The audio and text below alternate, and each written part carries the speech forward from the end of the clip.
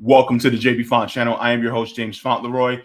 Great to see every single one of you joining me live today. Today is August 11th, 2026. We are live. So good to have all of you guys joining me here today. If you guys have not already, please go ahead and give a like to the stream. This helps me out very much to be able to reach more people so that I may be able to help encourage, activate, as well as inspire as much as I possibly can. We have a lot of people who are really trying to figure out which way to go. Why is the system operating the way it does? And really, like, what to make of this mess. Are we crazy? I'm going to be real with you. You're not crazy. It's just the system that is sick. So thank you so very much for liking. And if you guys are watching on the rewatch, go ahead and please hit the hype button as well. This helps me out in this channel to be able to reach more people. And let's be real, it also helps support the channel too, so that I can be able to support myself while I do this work. So thank you so very much. Also, if you guys would like to, you guys can subscribe to my Substack. It gives you email notifications whenever I go live, upload clips, or write any articles. You can find that at jaybefaunt.substack.com. So you have that there.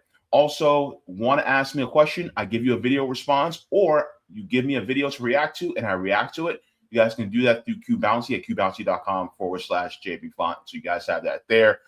Good to see everybody who's joining me today. We have a great show for you today, especially in regards to, like, for instance, we're going to be talking about approval ratings. We're going to be talking about reparations. We're also going to be talking about a tragedy that recently happened over the last day or and a half. So we're going to be talking about all these different things and exactly why they're happening, and ways in which we can actually prepare for the future for ourselves. Because ultimately, a lot of us are in dire straits within this country. A lot of us are in dire straits within the United States because the system that we live in just, it capitalizes on that, right? It capitalizes on us suffering so that they can make an extra buck. And so how do we mitigate that issue? We mitigate that issue by helping and depending on one another. And so I'll be focusing on that, as really as a message throughout the entire stream, so that we can be prepared for the worst, because really the worst is coming. A lot of people have thought that, we are in the worst.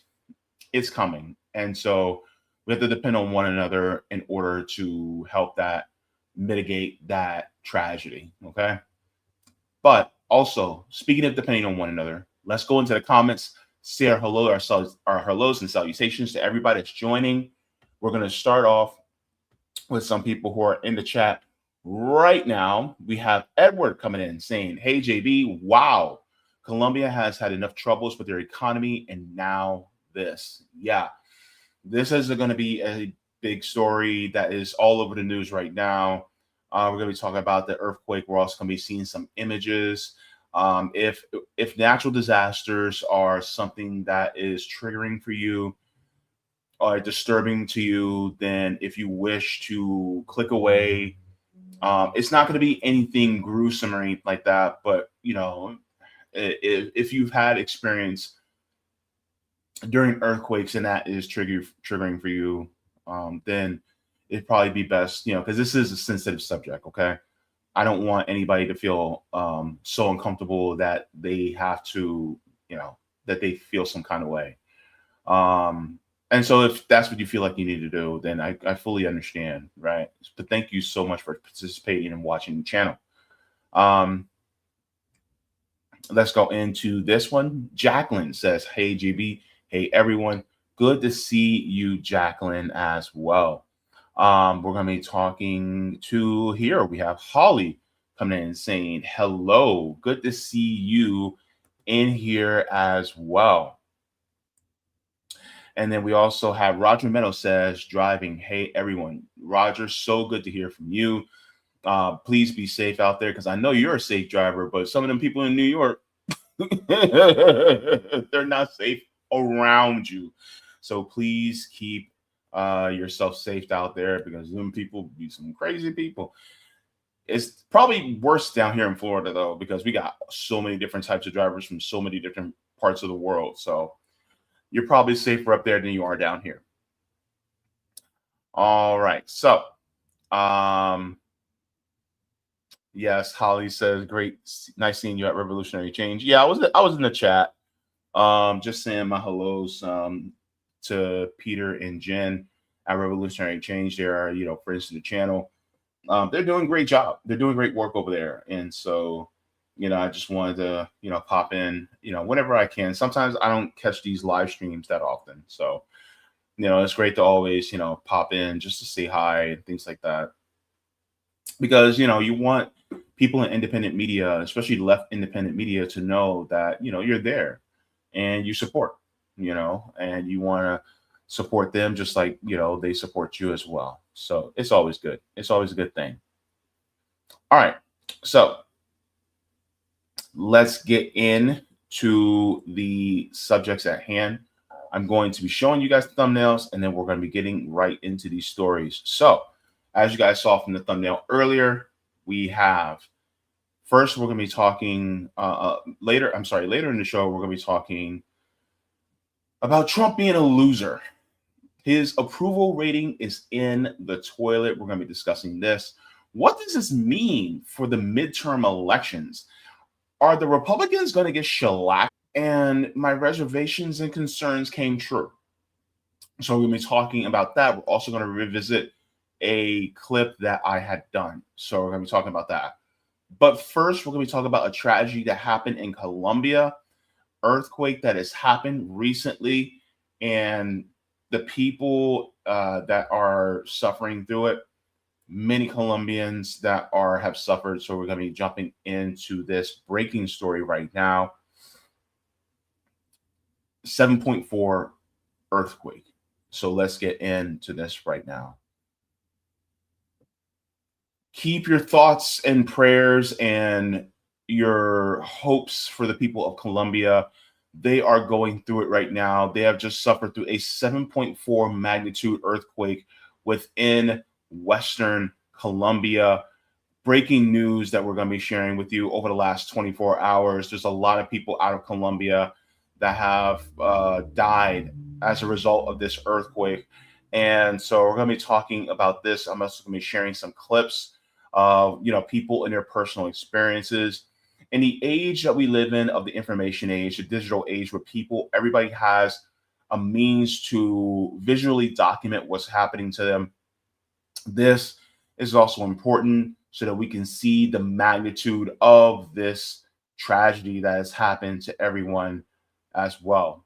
So let's get into this, and then we shall get into some of the clips that has happened over the last 24 to 36 hours. So we'll be getting into that right now. Tonight, a powerful and deadly 7.4 magnitude earthquake wreaking havoc in Western Colombia, taking so many by surprise when it struck early this morning, reducing homes and buildings to rubble.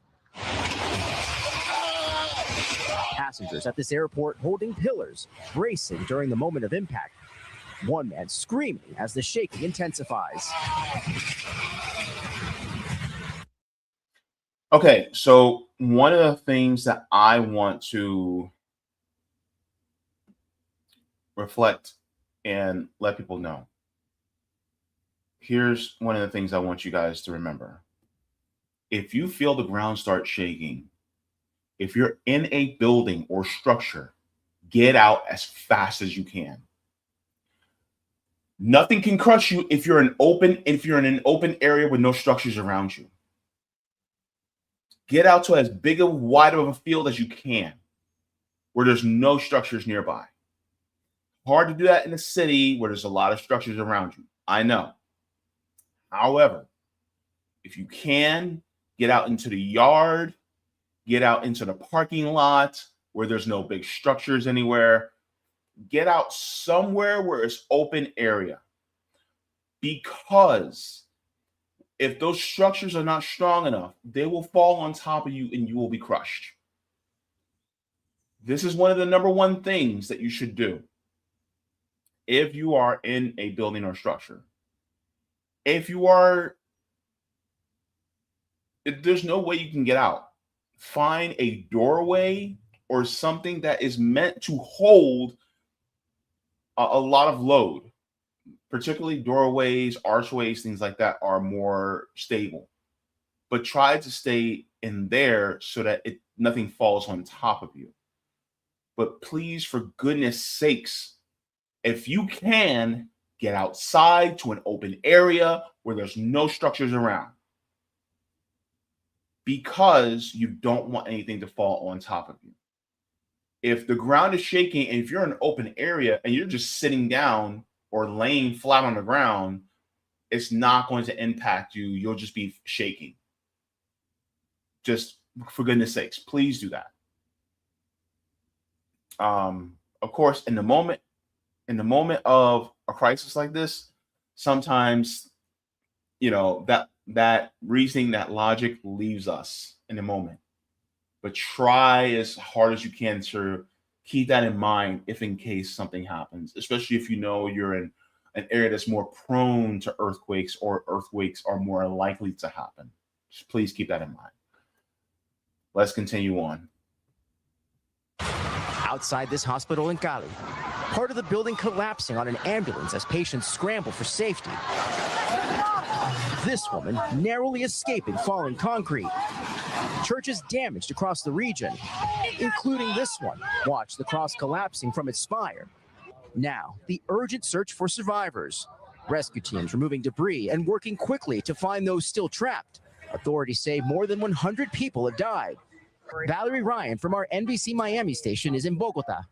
I was sleeping and I remember the bed shaking back and forth. It was really long. And it's scary because in that moment you have this feeling of, I cannot control this. The epicenter of the quake, San Jose de Palmar. Nearly 70 miles away in Pereira, people frantically running. In Medellin, Sam Simpson says her family ran for safety. I am shaking so hard right now. An earthquake just hit. And recorded this video moments after they felt their high-rise shake. So we just grabbed our dogs and held on, and the building was swaying so much. It really felt like it was going to crack. Tonight, Simpson and her family still reeling as everyone fears if more is on the way. It's really hard. Tonight, the focus remains on the search for survivors. Colombia's president says 6 of the country's airports are closed from damage, which will only make getting critical aid into the country that much harder. Tom? A desperate situation there. George Solis for us. We thank you. So also one of the things to be wary of is aftershocks. Sometimes the aftershocks can be even worse than the initial quake, right? So, be mindful of what could happen while the quake is going on. Be mindful of the after effects of it, because you never know. And so this happened. It is tragic, very deeply tragic. And so I want to get into just some of what people in Colombia have been going through. This is a particular show. I just want to show this video because it shows the impact of how powerful this really is. We're going to be looking at a family in Colombia, and I just feel so bad because I think this is his mom or grandmother that he's hanging on to, but they're in a field which is safer. It looks like they're in their backyard, but you'll see how strong this earthquake is. Ay, ay, ay, ay, ay, duro, duro, téngate. Ay, ay, ay.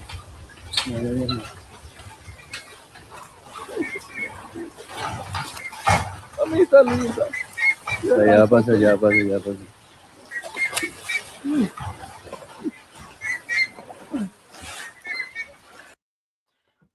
It looks like it made the regular swimming pool look like a wave pool. Like, that's how bad it was. That's how strong this quake was. You know what I mean? It's not like there's, you just feel a rumble and you see the water ripple. No, it's literally like making waves in a regular swimming pool, in a backyard swimming pool. That's how major this is.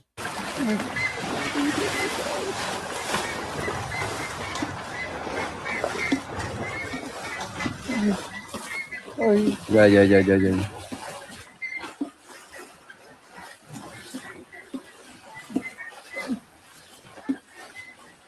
Ya, ya, ya, ya, ya. Ya, papito, ya.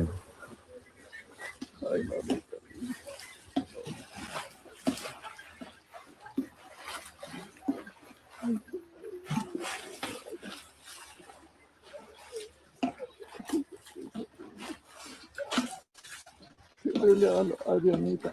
Ya, ya, ya. Espera que deje temblar. Ya está temblando. Wow.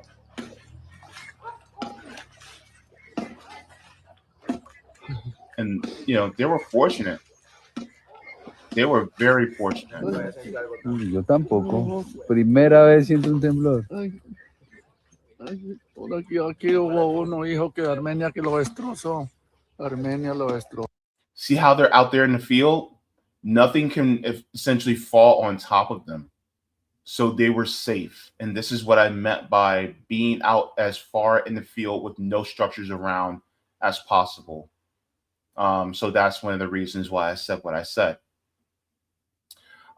There's also another one that I just want to share with you guys. And they show some of this in the report as well. So let me share this as well, so you guys can see. This is at a church in Colombia, so you guys can see this as well. And we'll show this here.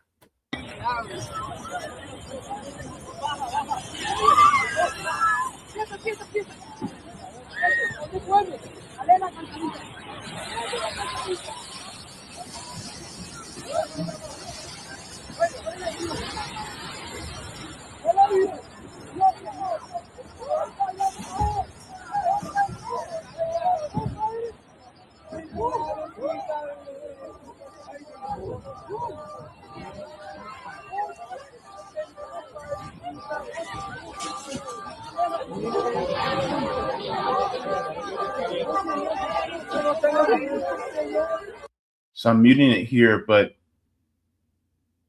God knows only how long that church has been around, right? And so you see just the amount of damage that has been happening to people there. And so imagine the amount of infrastructure that has been torn apart that people would frequent and rely on every single day. There's another one that I would like to share with you guys as well. This one actually shows how extensive the damage is for this family. They ran out of the building as soon as possible. And as you can see further in the video, you'll see the damage happening in real time here. So let me share this with you guys as well, just to go to show how powerful these things really are.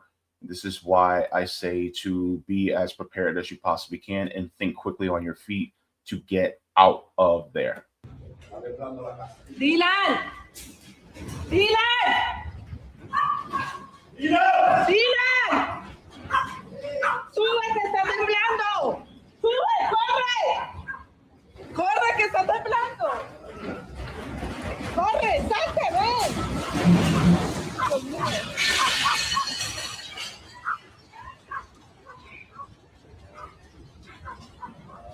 Dios mío bendito.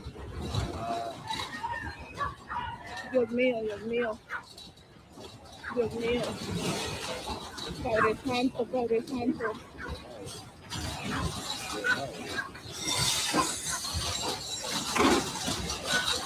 Padre Santo. Padre Santo.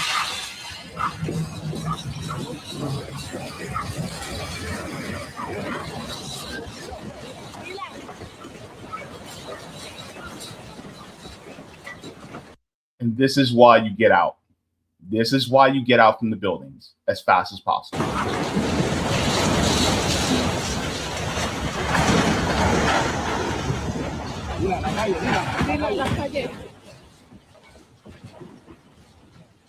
Me echan los niños.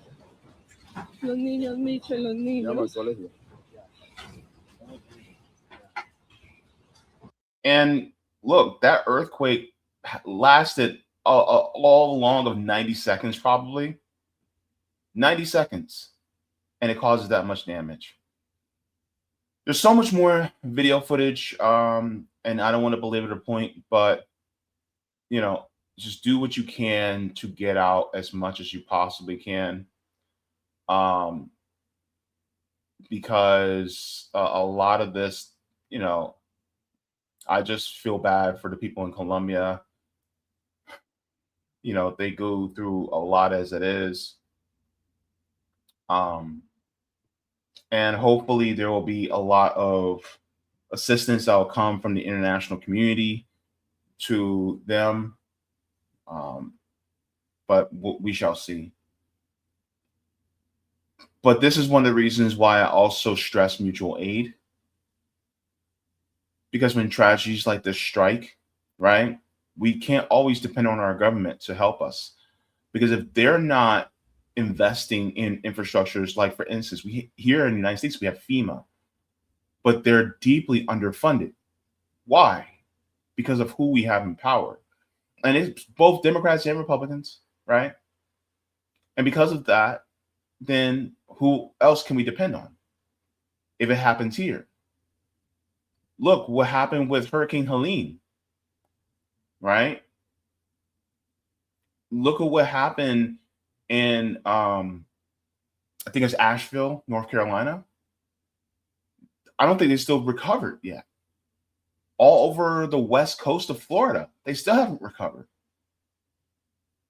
And how much help was FEMA, right?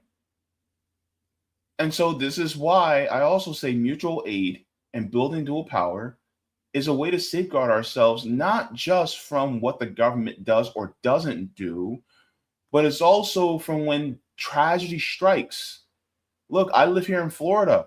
Hurricanes are a reality of life, and they've gotten more intense.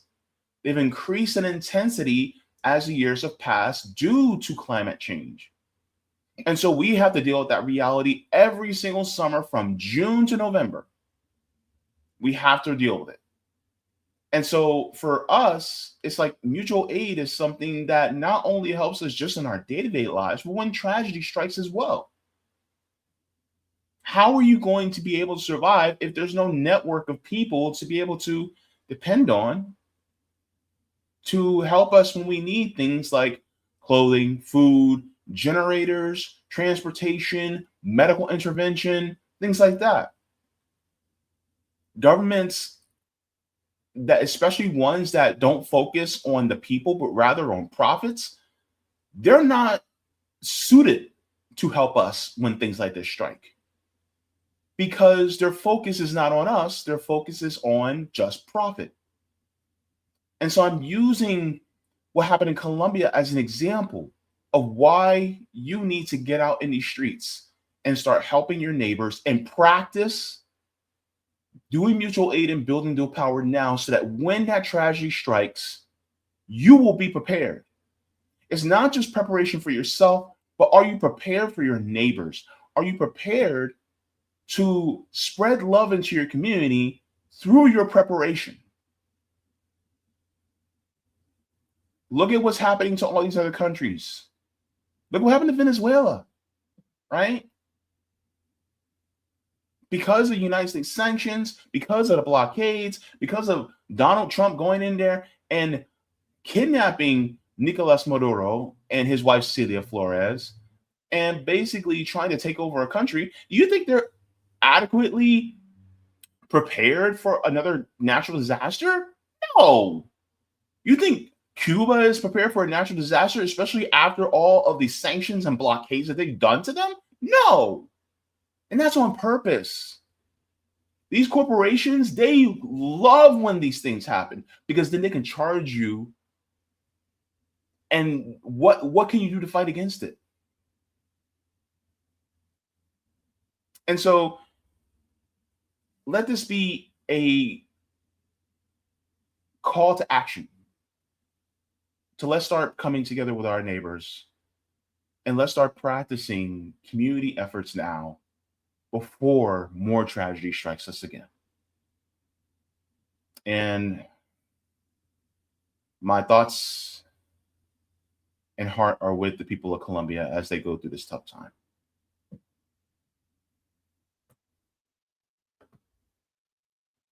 Please go ahead and give a like to the stream. Thank you so very much to everyone for this. Let's check the Kick chat to see if we have any gifted subs, as well as let's go into the Rumble chat to see if we have any Rumble rants. And I missed a couple last week, and I do apologize. I forgot to look at Rumble. So I'm sorry to everybody who donated Rumble rants last weekend. But thank you so very much for your generosity. So I'm going to make sure I do not miss that today. So let me check right now. Okay, we're good on Rumble. Okay, they're good. All right. And let's check on Twitter. Sorry, not Twitter. YouTube. All right. So let's go into... It's not starring automatically It's not automatically starring my super chats. I hate when it does that. Oh, well.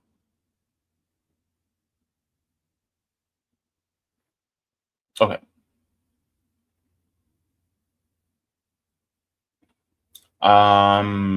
Jacqueline says, good news. I'm back home at long last. I'm back home.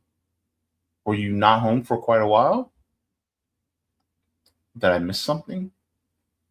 I'm glad you are. I just didn't know you weren't home, but congratulations. Let me see here. Yes, Holly. Awful images coming out of there.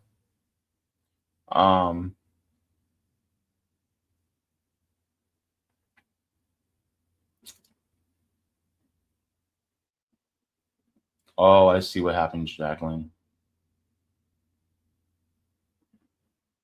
Oh, okay.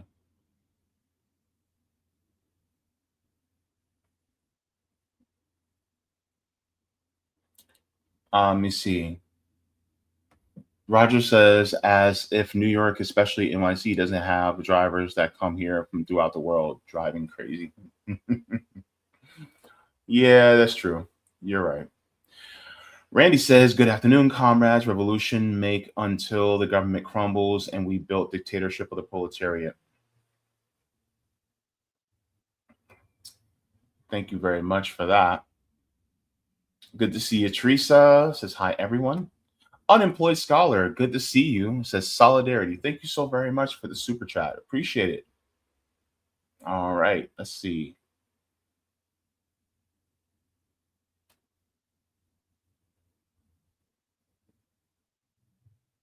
Teresa says, I think Stefan Burns, the earthquake guy, warned of probable earthquake historically. Venezuela and Colombia both have had major earthquakes the same year. Yeah, that's pretty interesting, man. That is, yeah. Holly says Katrina. Yeah, everybody remember Hurricane Katrina? Teresa says either Central America or California earthquake supposedly will be next. Ooh, that's gonna be tough.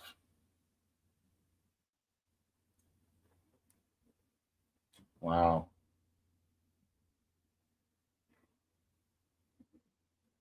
Edward says, I'm wondering if my coworker is okay. He is in Colombia vacationing. I had a friend that was in Colombia. He's from Venezuela and he moved to Colombia. I need to get in touch with him to see how he's doing. I hope he's okay. He might have been in Eastern Colombia, though, where it's not as bad, but you never know. So, yeah. Oh, boy. Wow. All right. Well, remember what I said about doing mutual aid, guys. You know, we got to prepare ourselves. All right, so let's give a shout out to all the patrons on Patreon, and then we will get into the next one, the next subject. So here are the tiers, and thanks to everybody for joining and contributing via Patreon. So here are the tiers that we have here. Mega Jaybefaunters, Super Duper Jaybefaunters, Super Jaybefaunters, and Jaybefaunters. Then we have Comrade, Solidarity, and JB members. And so thank you to all new members. You guys mean so much that you guys literally make this channel operate. So thank you to all of the patrons on Patreon. Deeply appreciate it. It helps me out very much. Anybody who sends super chats, memberships, you guys make this make doing this a little bit easier on me, because it's a struggle right now. Especially at these jobs, they don't pay a living wage at all. And so trying to do this while having a job that doesn't pay a living wage, it's tough. It's very tough. And so, you know, last week, it's like exhaustion, you know, on top of it. So it's a lot. But we shall get through it together. Let's get into the next subject. So, of course, we talked about the tragedy of the earthquake in Colombia. But next, we're going to be talking about reparations that were blocked. And this was blocked by the Trump DOJ. And so I would like to talk about this. This is a story that I want to highlight, especially because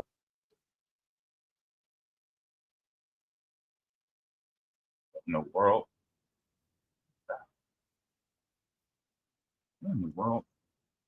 I did not tell you to play. That's not even the one I want. Okay. Sorry about that, guys.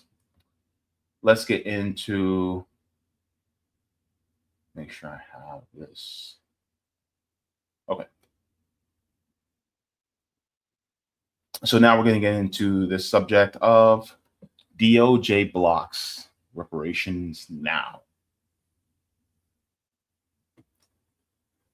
There was a story that I covered earlier this year about the city of Evanston, Illinois, giving reparations to Black Americans in the amount of $25,000. And I praised it as a great move to help within repairing and giving a debt that is owed to Black Americans within the city of Evanston. However, I also cautioned that this may end up coming back to bite us because of the way it's being done, the way it's being brought about.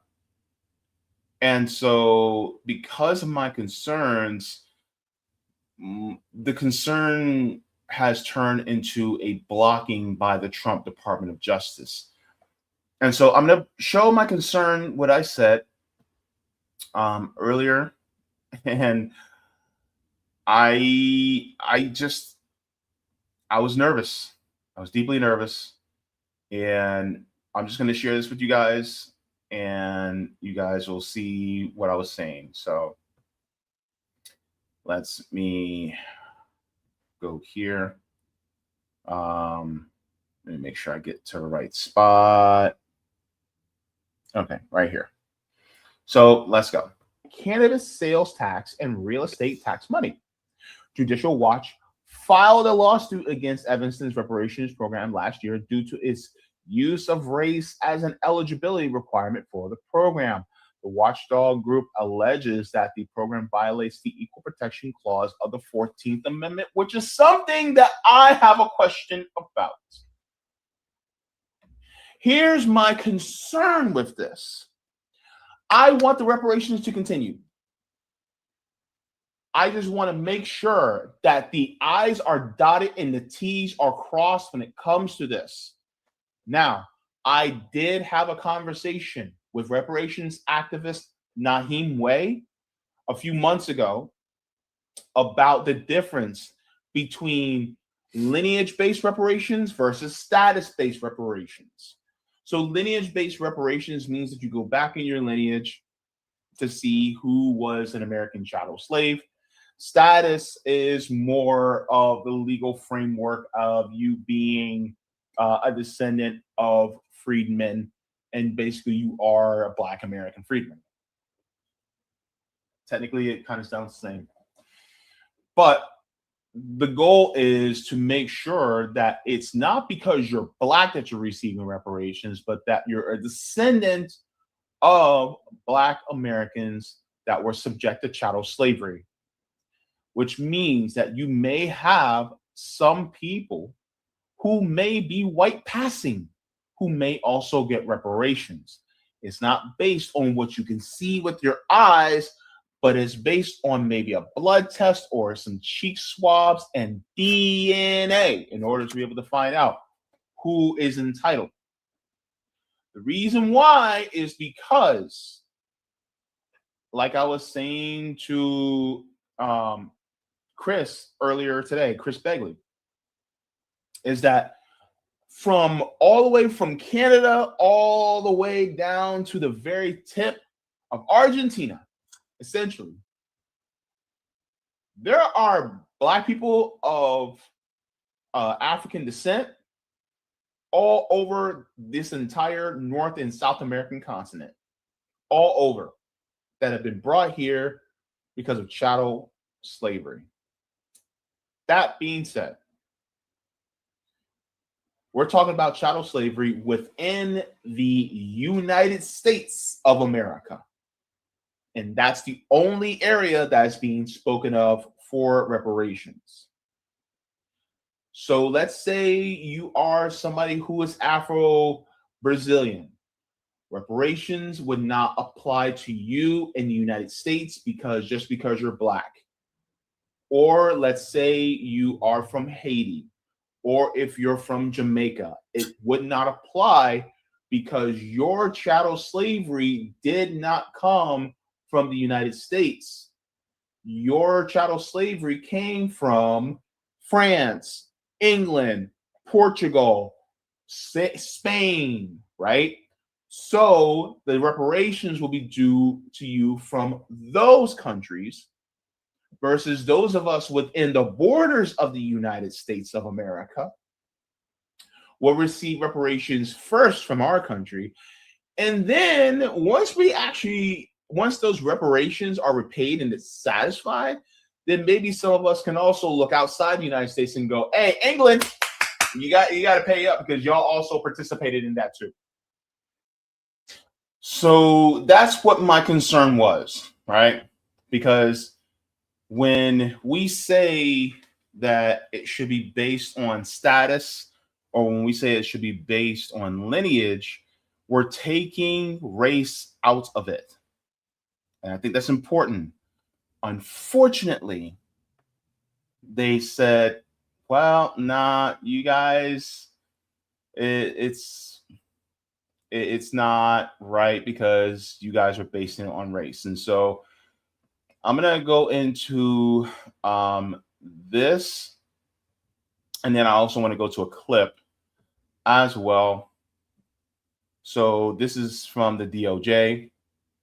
It says federal government seeks to halt first U.S. reparations program U.S. Department for of Black Justice people in has now Evanston. joined a So lawsuit against the city of Evanston's. So let's just take a read of this. It says the federal government on Tuesday, which is today, asked the judge to halt the, I'm sorry. This is this is 2 months ago. My apologies. About a month ago.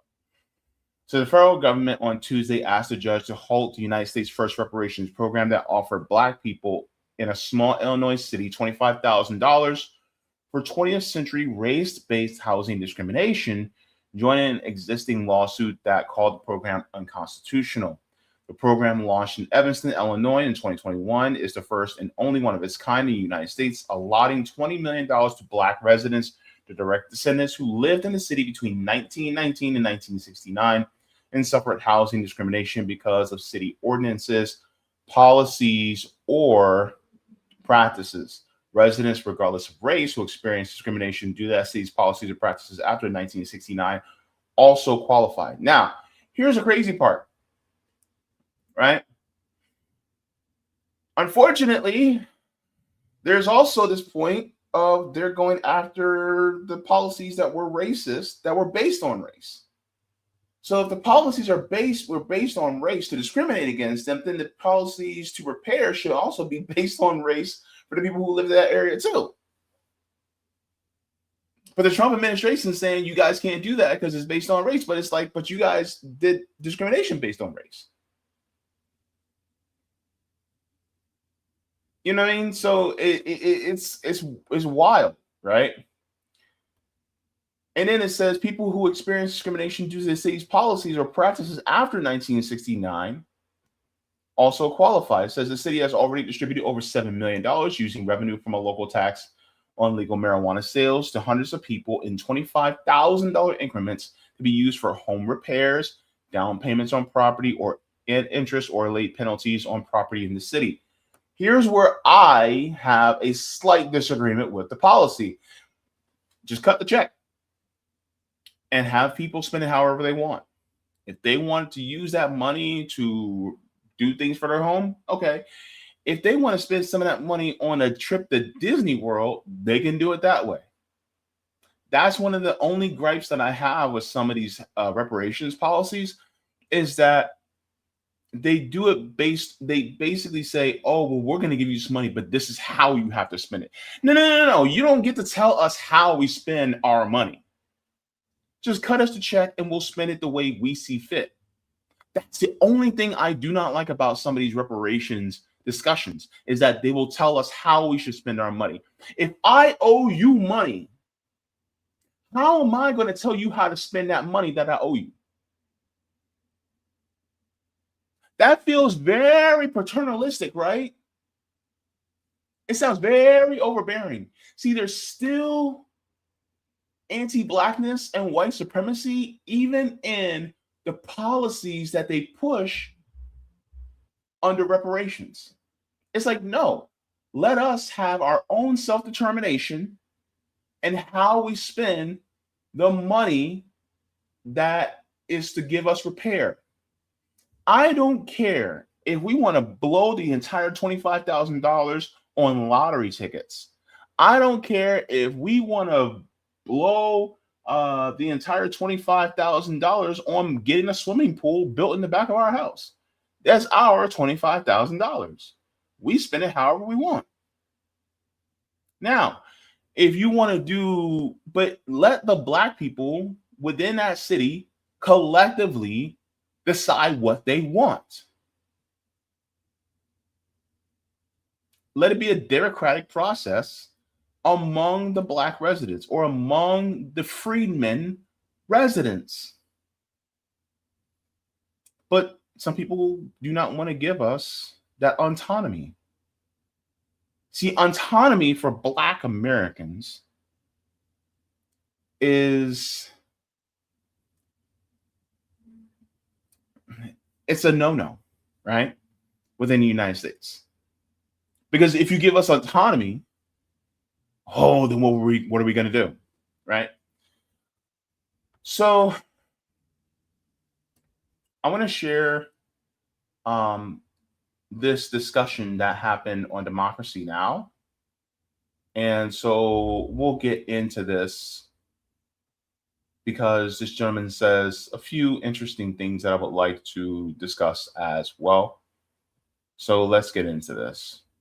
A major victory for reparative justice in Evanston, Illinois, that compensates victims of historic housing discrimination.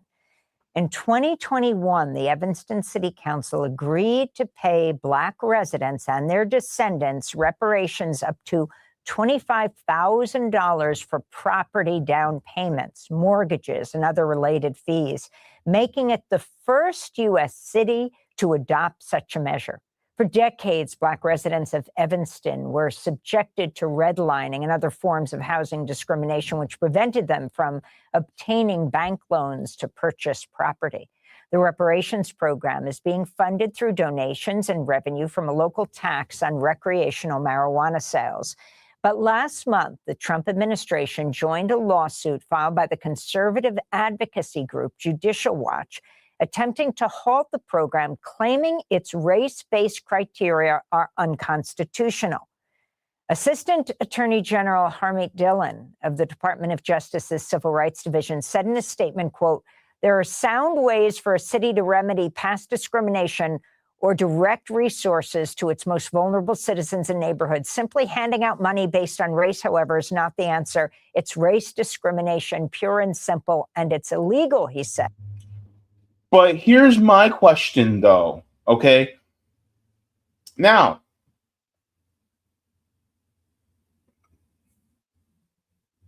it was based on race when the discrimination happened. And so now you have to do it not based on race. But it was based purely on race when they did the housing discrimination. So it's like by legislation and laws, establishment of laws, they moved the goalposts. So they were able to do it then, but now it's like when we try to rectify it through the same way that they did the damage, we can't do it. We can't rectify and get repaired. So we have to go by status and lineage. That's how we have to go about it. And so this is why I said I was afraid, because if we do it just based on race, then they're going to knock it down. Why? Because they don't want to give it.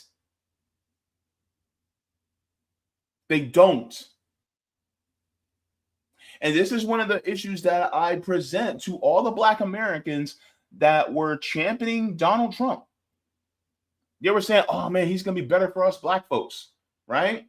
That 10, 15, percent of Black people he got, they were championing him. And it's like, okay, but he doesn't want to give us the repair that we're owed.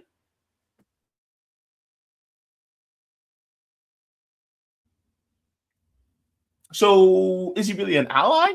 No. But at the same time, some of those same Black people can point at me and go, hey, but Kamala Harris wasn't going to do the same thing either. True. And that's the part where the Democrats fail. Just to let you guys know, I'm not a Democrat. I'm not a Republican. I'm an independent. I'm no party affiliation. But the policies that I subscribe to are ones of liberation, real liberation, not just for my people, but for all people around the world. And part of that liberation is also repairing the damage that was done, which repair is the root word of reparations. I was having an interesting discussion with a coworker of mine who was Haitian. And I told her, I said, look, for all the BS that France, the United States, and Canada put y'all through, they all owe y'all reparations too. And she was in full agreement. Yeah. And so the problem is that it's like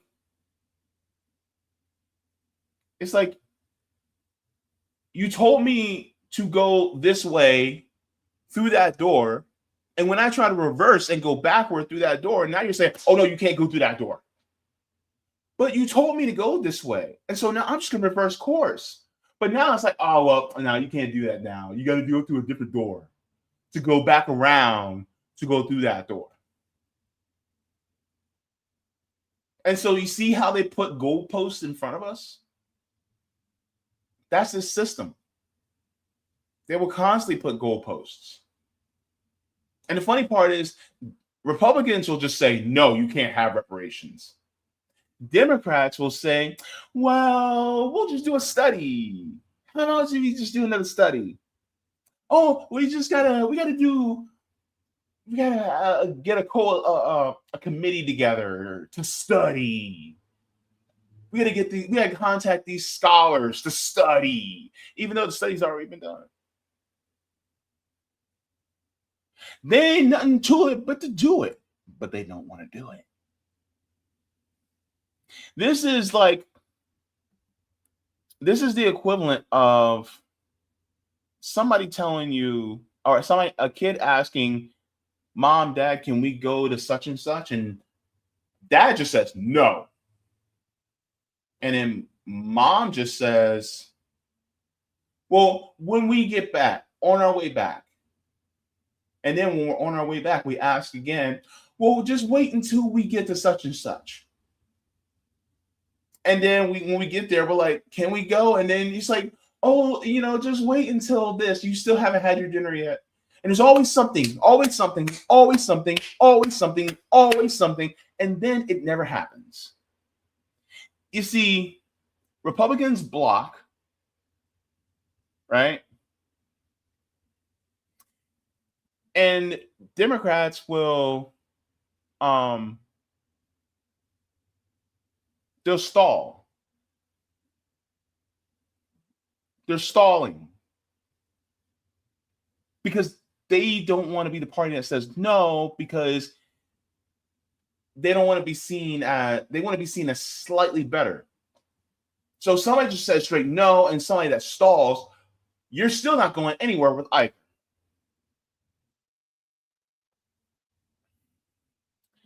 Let's continue on. Defenders of Evanston's reparations program are fighting back. And ahead of the 250th anniversary of the founding of the United States, racial justice advocates are looking at Evanston as an opportunity to redress historical grievances. For more, we go to Bethesda, Maryland, where we're joined by Justin Hansford, Howard University law professor, scholar, activist, founding director of the Ogletree Reparative Bar Association. He's been on the front lines of the legal battle for reparations as the author of Jailing a Rainbow, The Unjust Trial and Conviction of Marcus Garvey. Professor Hansford, welcome back to Democracy Now! Put what's happening in Evanston in the context of this 250th anniversary of the United States. Sure, happy to be here, Amy. Well, what's happening in Evanston right now is a trend sweeping the country. We have over 20 cities, 5 states, California, New York, Illinois, Maryland, Washington, also Massachusetts is on the rise. Cities and states around the country starting to explore the concept of reparative justice. And that includes looking at the sweep of history in their city, in their town, in their state, and trying to find a way to make things right and pursue racial justice. Here in Evanston, we saw one of the more groundbreaking examples of that. We had a city that did the research and did an investigation, found itself guilty of engaging in redlining, zoning, deed restrictions that confined Black residents from 1919 to 1969 in just one part of the town, ultimately resulting in them being dispossessed from opportunities to gain equity and build wealth throughout half of the 20th century. And so the city decided to create a program to provide redress for those people to the tune of $25,000 for direct descendants. And now the Department of Justice is seeking to intervene in a lawsuit that wants to stop people from making things right in that city. And how do you respond to Assistant Attorney General Harmeet Dillon of the Department of Justice's Civil Rights Division? She said there are sound ways for a city to remedy past discrimination. This isn't one of them, essentially. Right. Well, it's a misreading of the record. She implies that people are just giving out reparations on the grounds of race, but we saw here that there was a report done, an impact study that actually we at the Howard University Thurgood Marshall Center helped to produce, that showed specifically in detail that this was a intentional campaign that the city was involved in, and the city admitted to those facts. And the city itself is tying very specifically a remedy to the harms that it found in that report. And if you look at, Students for Fair Admissions against Harvard, the 2023 Supreme Court case, even though that case sought to end diversity programs, it very explicitly said that you can seek to remedy past harms if you detail the specific harms in a report that allows you to narrowly tailor the remedy to those harms. So what we were seeing here is another situation where the 14th Amendment and the Fair Housing Act, which is what the government is using to try to say that this program is illegal and unconstitutional, these things that were part of the effort to reconstruct our country after the Civil War, some of the greatest racial justice tools in our 250-year history in the United States, are being used as a sword against us. What was designed to shield people from racial injustice is now being used as a weapon. So it's a terrible way to bring in the 250th anniversary. Rob, here's also the thing I just want to add into that, what he was saying, is that if the city saw the people, the residents that were impacted, and then they went down the line of lineage and said, okay, these people were impacted, which meant that, let's say, I'm just going to come up with a random name. Let's say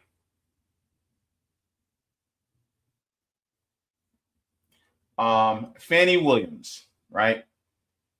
Fannie Williams and Douglas Williams, right? These are just names I'm coming up in my head.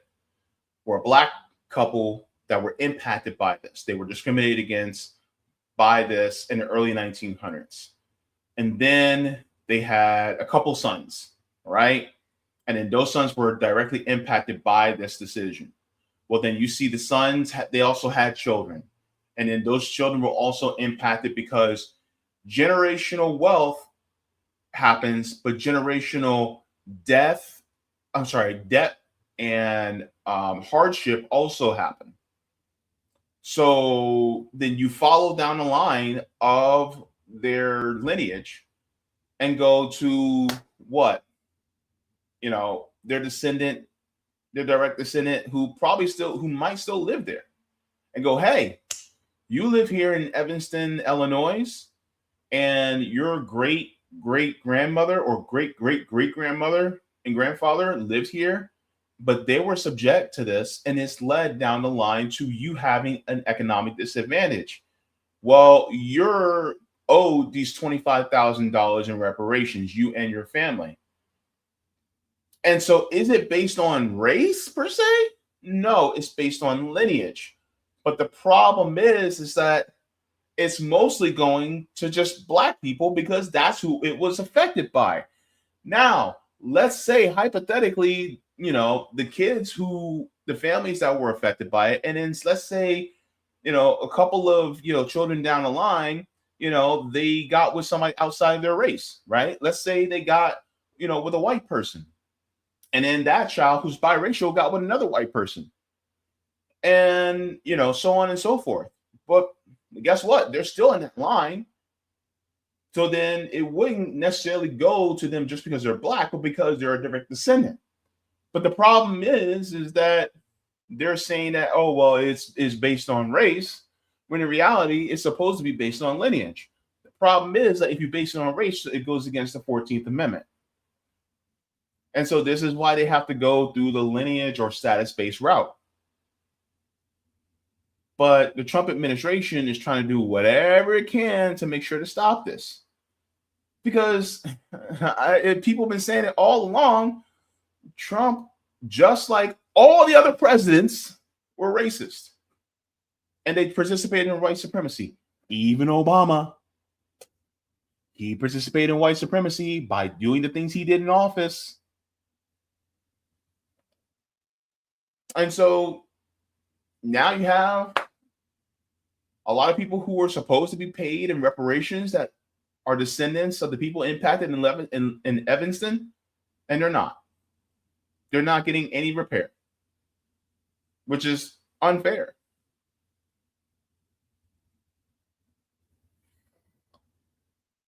Boy, I tell you, Robin Ruth Simmons, who spearheaded Evanston's reparations program and now chairs the Evanston Reparations Committee, criticized the Trump administration efforts, saying, quote, "This lawsuit is designed to intimidate and discourage other communities that are beginning their process of reparations inspired by what Evanston has done."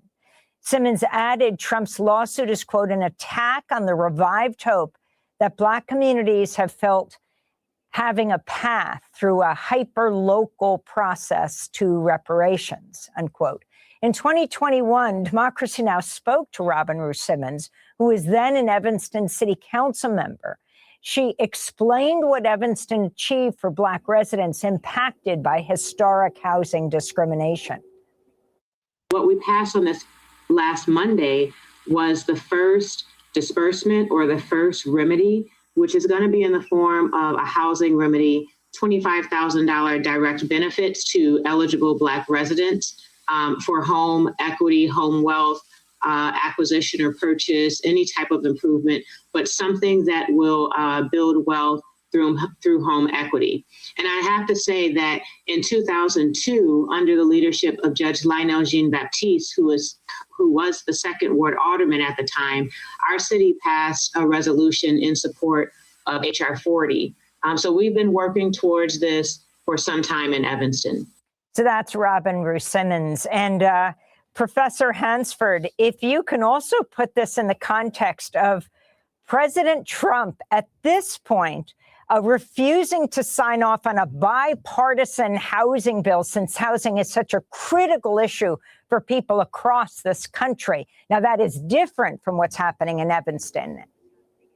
At least at this point, he is.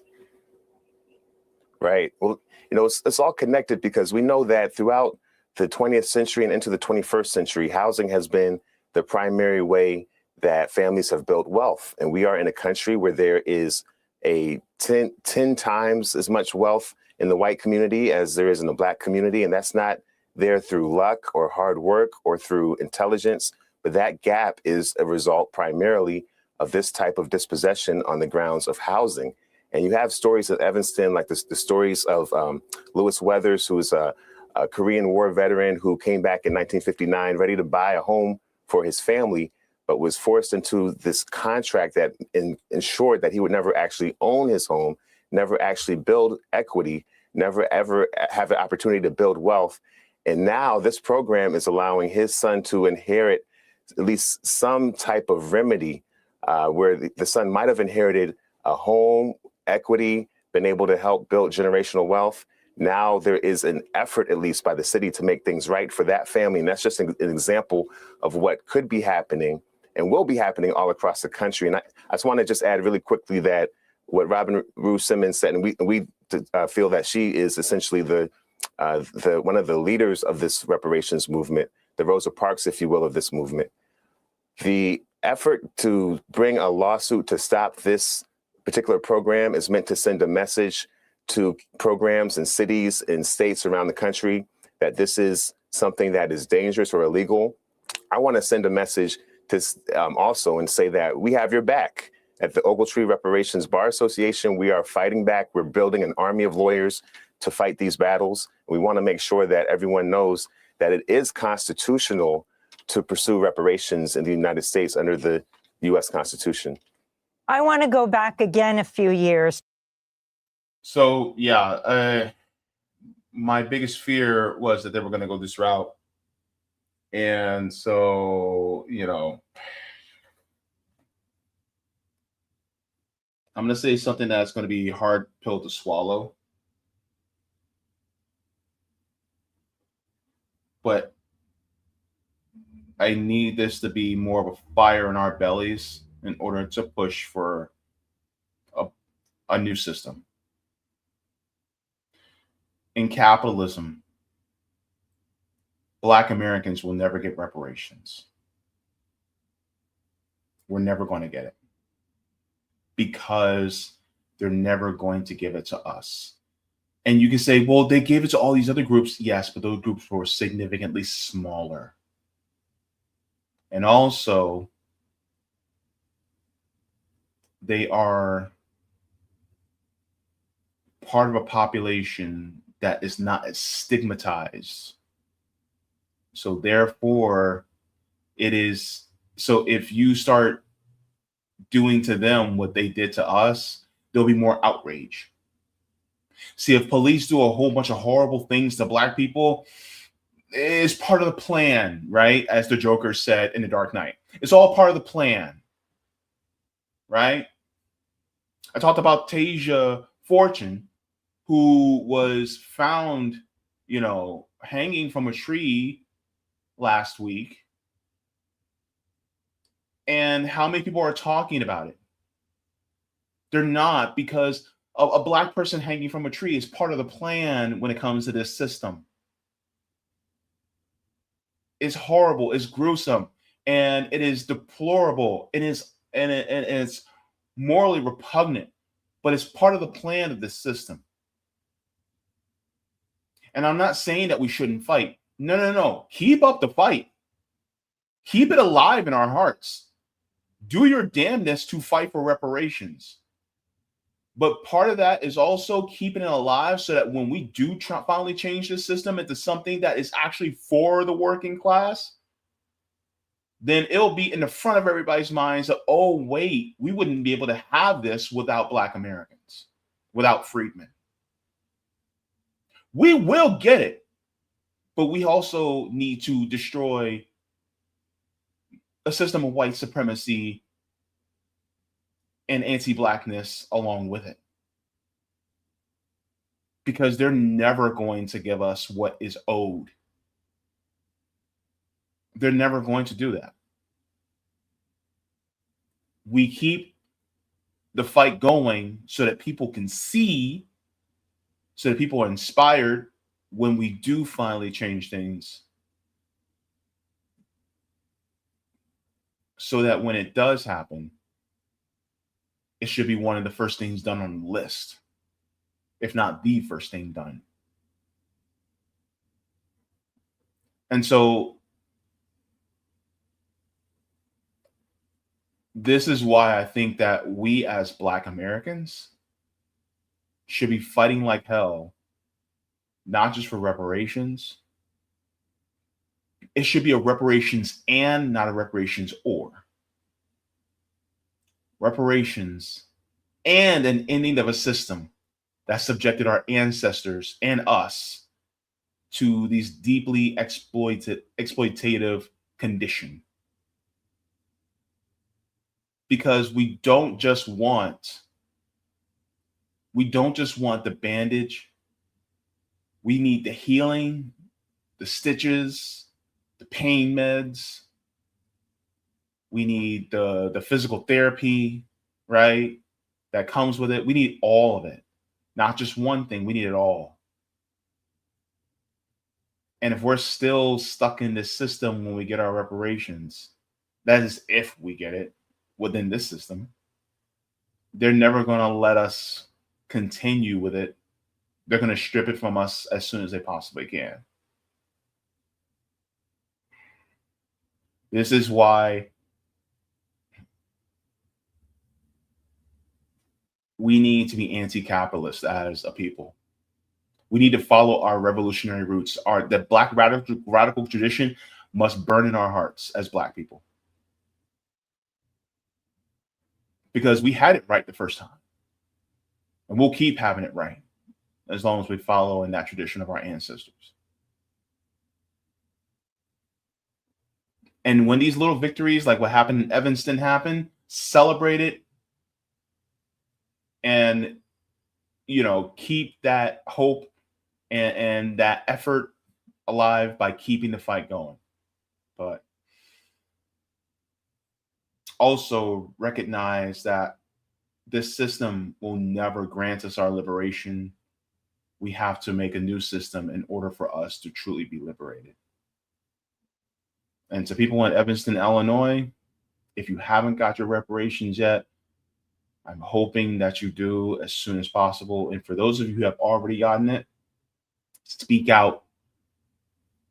Speak out against, you know, both parties that, you know, either stand by and let this happen or who stop you from letting it happen. but keep fighting. And we're with you. We'll always be.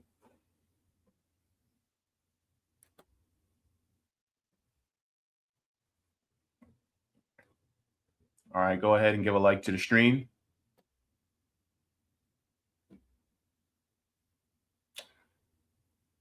Is this thing not working? Hey, hang on. Just let me. I hate when that.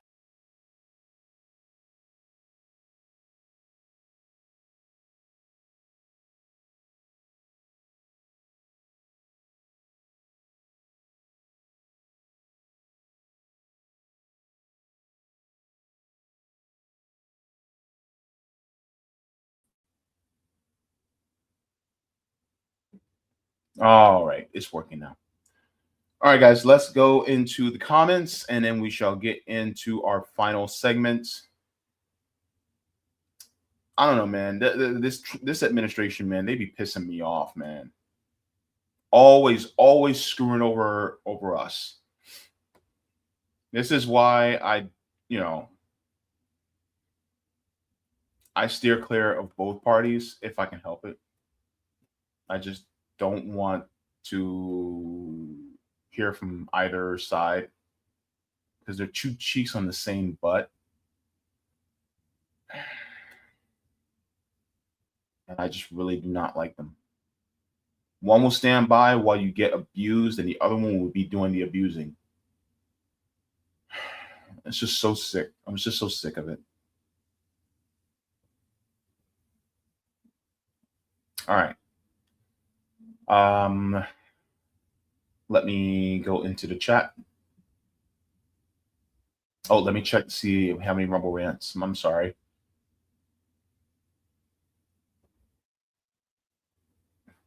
Okay, we're good on the Rumble side. Perfection. Okay, let's get into this. All right. So thank you very much for this super chat. Unemployed Scholar says, Uhuru movement has the solidarity movement. White people who join pay reparations to the Black community. Reparations are a function of the African Revolution. U.S. cities have to pay up too. Yes, absolutely. I know Orlando has to pay up. And look, just because you live in the North don't mean that they don't have to pay up too. Northern states and cities have to pay up too. Philly, you got to pay up. Trenton, you have to pay up. Hartford, you got to pay up. Chicago, y'all got to pay up.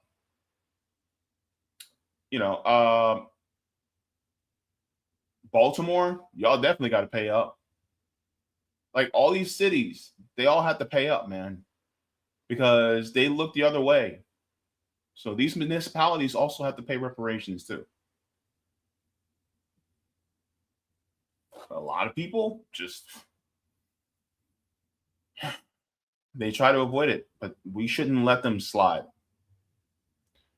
Jacqueline says, this is basically like Lucy not giving Charlie Brown the football, even though she always makes him think she is. Yeah. It's always, that's how it always is. And then Holly says they basically try to do a commission. It's like, we don't need a commission, right? It's already, all the studies have been done. All the research has been done. You don't need to do any of that. The only last thing you need to do is just do the action. But they don't want to do the action because they know that if they do that, then Americans will get the idea, well, hey, if they can pay Black Americans reparations for chattel slavery, then what else could they do for us? Because this will get the working class the idea like, hey, that's a lot of money, which means that they can give us healthcare, housing, they can give us universal education. They can give us all these different things.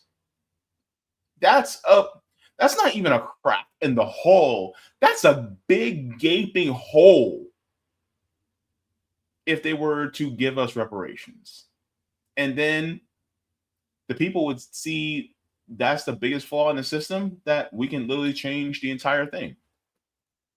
Thank you for this, Unemployed Scholar. He says, reparations is not just for slavery, but for oppression of Black people in U.S. prison, housing, education, U.S. military, health, theft of culture, etc. I agree with every single point. Every single point. How many times have we been damaged by medical experimentation? How many times have we been denied loans? Like, everybody talks about Black Wall Street in Tulsa, Oklahoma, but we talk about, you know, Black Wall Street in Durham. I think it's Durham. How we talk about Rosewood, how we talked about the Ocoee massacre that happened here. Like, was reparations paid to the people in to the Black people who lived in Ocoee when that massacre happened because they dared to try to vote? Are we going to talk about all these Black towns that were buried underwater and created into a lake? Are we going to talk about the people who lost their homes there? Are we going to talk about the reparations that's owed to the people who lived in Seneca Village in New York? How much money has went towards Central Park to maintain that? But the money, the reparations for the people who lived in Seneca Village before it was Central Park, how much were they paid? Like I said, northern cities, they owe reparations, New York City included. Also Rochester, Buffalo, right? What about in New Jersey? What about North Bergen? What should it? I'm blanking on the name now. What is it? I mean, you got Atlantic City, definitely. Camden, definitely. Right? My great-great-great-great-great-grandfather settled in what is now Camden, New Jersey. Camden was literally one of the first Black incorporated towns in the country.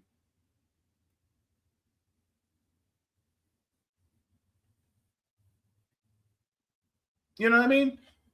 Excuse me, but that's the point, right? And then a lot of times people talk about, oh, we got to get rid of the private prisons. Not just private ones. The publicly owned prisons, too. The state prisons. Like, they owe us reparations, too. The states owed us. Can we forget about what Bill and Hillary Clinton did when they actually had slave labor in the governor's mansion in Arkansas? Oh, they owe us reparations, too. Yeah, Bill and Hillary. Using prison slave labor. These corporations, Wells Fargo, American Airlines, Victoria's Secret, McDonald's, Wendy's, they owe reparations. Like, all these corporations owe reparations. Harvard University literally owes reparations to thousands of Black American freedmen because of the slavery that they did back then. Harvard University, yes, that Harvard. They actually talked about this, last year, where they were doing a study on how many slaves people they had enslaved. And when they were doing the study and they kept finding more slaves, Harvard University was like, whoa, stop. It's too much. Just leave it alone. Why? Because you don't realize that the blood that you have on your hands reaches up to the heavens now? No, baby. It's about repair. It's about repair.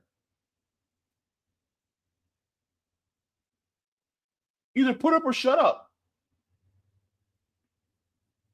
You know what I mean? Harvard, Yale, all these different Ivy League institutions.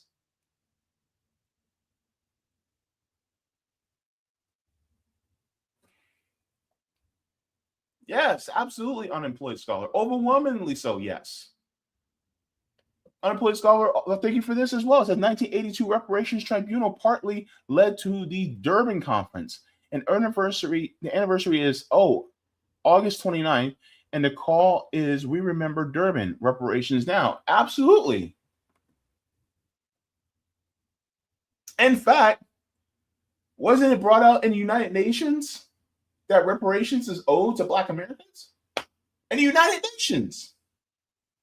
They said chattel slavery was the worst human atrocity in the history. It was the worst atrocity. They ranked this above the Holocaust that happened in Germany. They ranked this above what happened in Congo. A lot of people don't want to talk about what happened in Congo under King Leopold of Belgium, how he murdered 10 million Congolese people.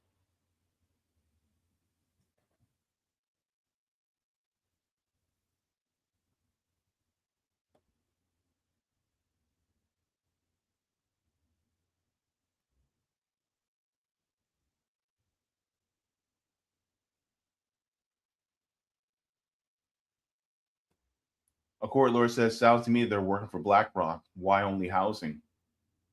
Yeah, I mean, my thing is like,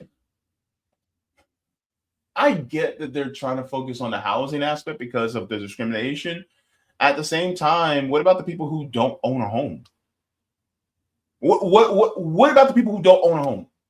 Who are descendants of that? What type of compensation do they get?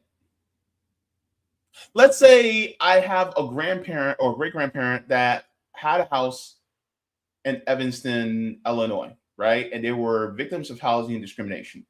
That would be my second great-grandmother and grandfather, right? As old as I am, because my great-grandmother was born in 1913. So it would be my second great-grandparents, right? Let's say they were born, or not born, but they lived in Evanston and they tried to get a home and they were discriminated against as adults, right? The problem is I don't own a home now. I'm still affected by that policy, right? I'm still affected by it. But the problem is, even though I'm affected by it, I don't get any money because I don't own a home. Because how is this going to help me if I don't own a home? What's the $25,000 going to help me with? Now, you can say, oh, you can put a down payment on a home, but down payments on homes run significantly higher than that now. So what can I get for the $25,000? If it's only based on upgrading your home or putting equity in your home, blah, blah, blah. If you don't own a home, then why not just cut me a check? See what I mean? That's what I'm talking about, right? Not all of us own homes. Not all of us are in that position.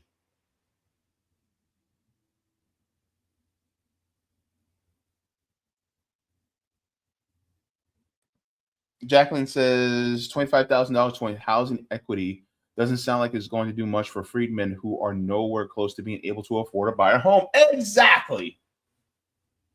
That's why I had some issue. I'm like the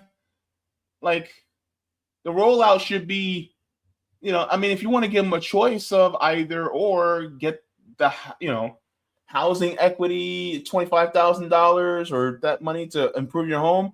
Okay, fine. But at the same time, give them a choice of either that or just cut a check.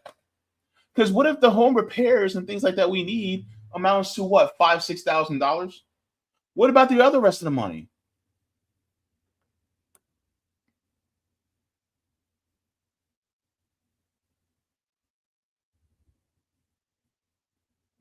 And yes, this is also another strong point, Edward. Trump kept black people from living in the buildings he owned. So why would he want to give reparations to African Americans? He hates black people. Yes. Don't give me that BS about he helped free Kodak Black. I don't give a damn. That was a political choice. It wasn't actually because he wanted to. But he also could make a political choice by standing to the side and letting us get our reparations. But he doesn't want to because he doesn't really care about us like that. He doesn't give a damn about us for real. He will willingly sell out anybody if it makes him an extra buck, including our black asses. Mary Ploppin says they don't want to give slave descendants reparations in this country because it puts the UK on the hook to pay everyone from the Caribbean to Australia, New Zealand to India. And let me tell you something, they owe India Oh, the amount of money that Britain owes India. Oh my God. Not just India, Pakistan, Bangladesh, and Sri Lanka. Do you know how much money they owe them? Jesus Christ, it would be insurmountable. If they had to pay them back, basically the entire Southeast Asia would own Britain. King? What king? They ain't got no king no more. It's crazy. 42 Tribes says this is why it needs to be on one federal case. Only the feds can afford it. That is true. That is true. However, the repair has to also come from these municipalities, these corporations, these schools. Like if the feds want to pay on their behalf and then put a levy, huge tax on them in order to take that money back from them. So it's like I'll give them all the money that they're owed, but then the money that they were owed, we're gonna tax and take it out from you guys. You can work out how that works out. Okay, fine, but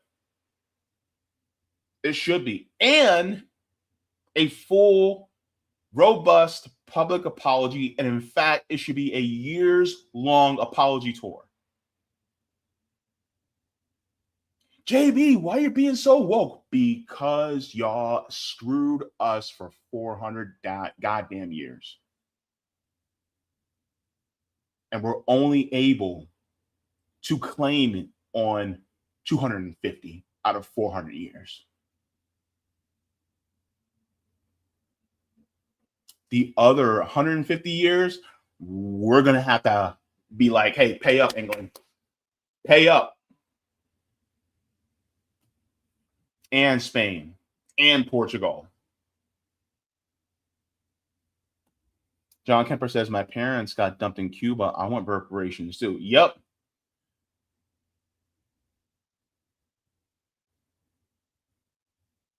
All right. Yes, Mary, you're absolutely right. All that was India at the time. They broke it up. You're talking about the partition on the way out with sectarian divisions, which still haven't gone away. Yeah, absolutely. Mm-hmm. And Jasmine, yes, perhaps if we gave the stuff back that's in the British Museum, not that it's up to me. Seriously, the British government do need to start paying people back. Yeah. Yeah, you're right.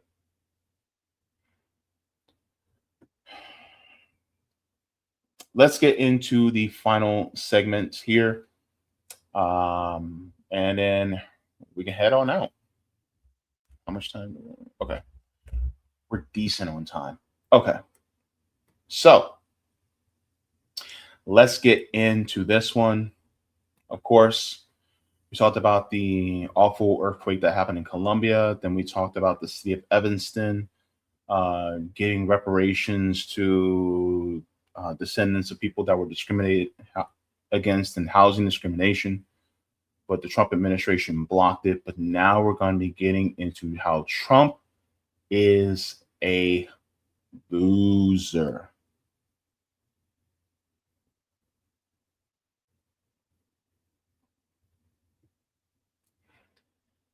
Trump is a loser.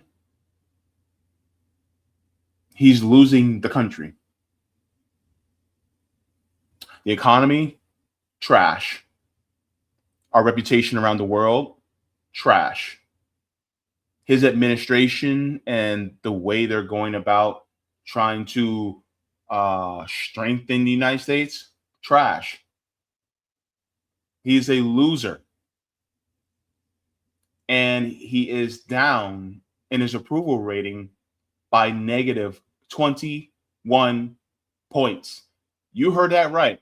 Negative 21 points. Let's get into this and let's get into the whys as to why Trump is down that bad. Because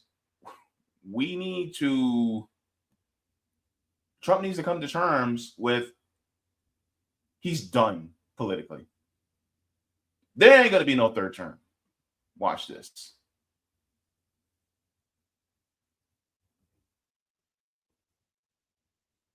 All right. So.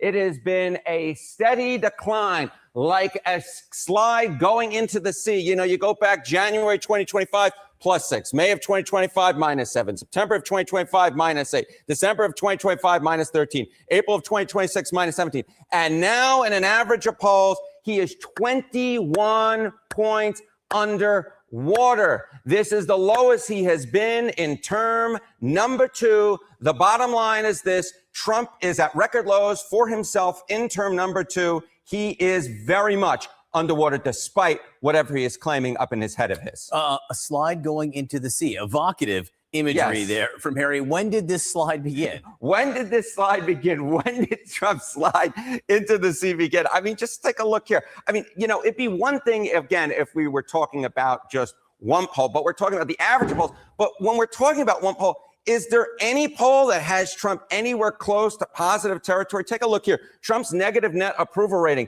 Every single poll that meets CNN standards for publication has had Donald Trump underwater in the negative since March 29th of 2025. Days in a row, it is 494, nearly 500 days in which Donald Trump has had a negative net approval rating. He's not anywhere close to positive. The Lou Gehrig of Talk about 500 days of bummer.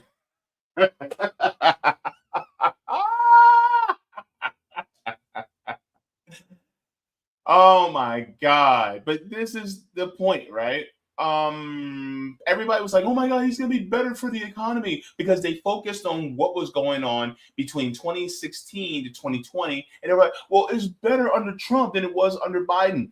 Here's the thing I want people to really let soak into their brains right now. Every single president, pretty much, I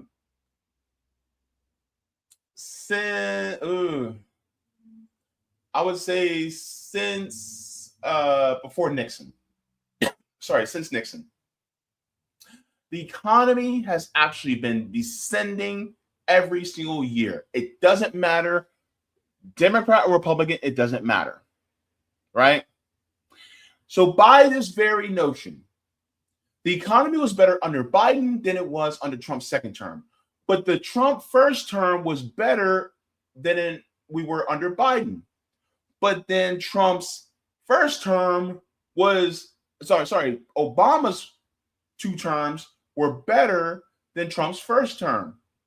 But then, with the exception of the 2008 crisis, then you had Bush's 2 terms were better than Obama's economically. And then you keep going back. Clinton, then Bush, Reagan, Carter, and so on and so forth. We keep going back. It gets better up until you get to, it keeps getting better up until you get to Nixon, right? Because right before Nixon, that's when you reach the peak. We hit the peak right before Nixon. And then when Nixon decided to take us off the gold standard and put us on the petrodollar and started messing up the government, then guess what? That's when things went down. But here's the thing I want people to also remember. Things were going great, mainly for white people. I'm just calling it like I see it. All right? Did things improve for black people? Somewhat, but not to the extent that they did for white people. Because we couldn't really move out into the suburbs like y'all. That's just not how it was. We couldn't. And so for us, it was okay. But for white people, got to move out into the suburbs. You know, prices start going up for people. So by the time you guys hit the mid-1960s, the mid to the late 1960s, things were doing very well. But then that's when it started doing more deregulation. And so the next administration, things are going to be worse than they were under Donald Trump. Guaranteed. Because the system that we have, things get worse. They don't get better. Economically, no. And so nearly 500 days of just total decline is bad. It's looking very bad for him. Presidents. He is the Lou Gehrig, the Cal Ripken of negative ratings. But people would say, hey, look, the president had low approval ratings in his first term also. Not this low. Not this low. Take a look here. Trump's net approval rating at this point. In term one at this point, he was 12 points underwater. He is now broken the 20-point barrier in the negative, minus 20 points. And I always love a little nugget here. Goes from -8 to -47 points with independents who are driving this. And what do the prediction markets say this means about his chances of maintaining control of the House? Yeah, okay. If you have a negative 21 net approval rate, there's no way your party controls the House if this holds until Election Day. Chance to win the House, Democrats now up to an 84% chance, up from 73% just a few months ago. Republicans now with just a 16% chance, according to Cash. Oh, no.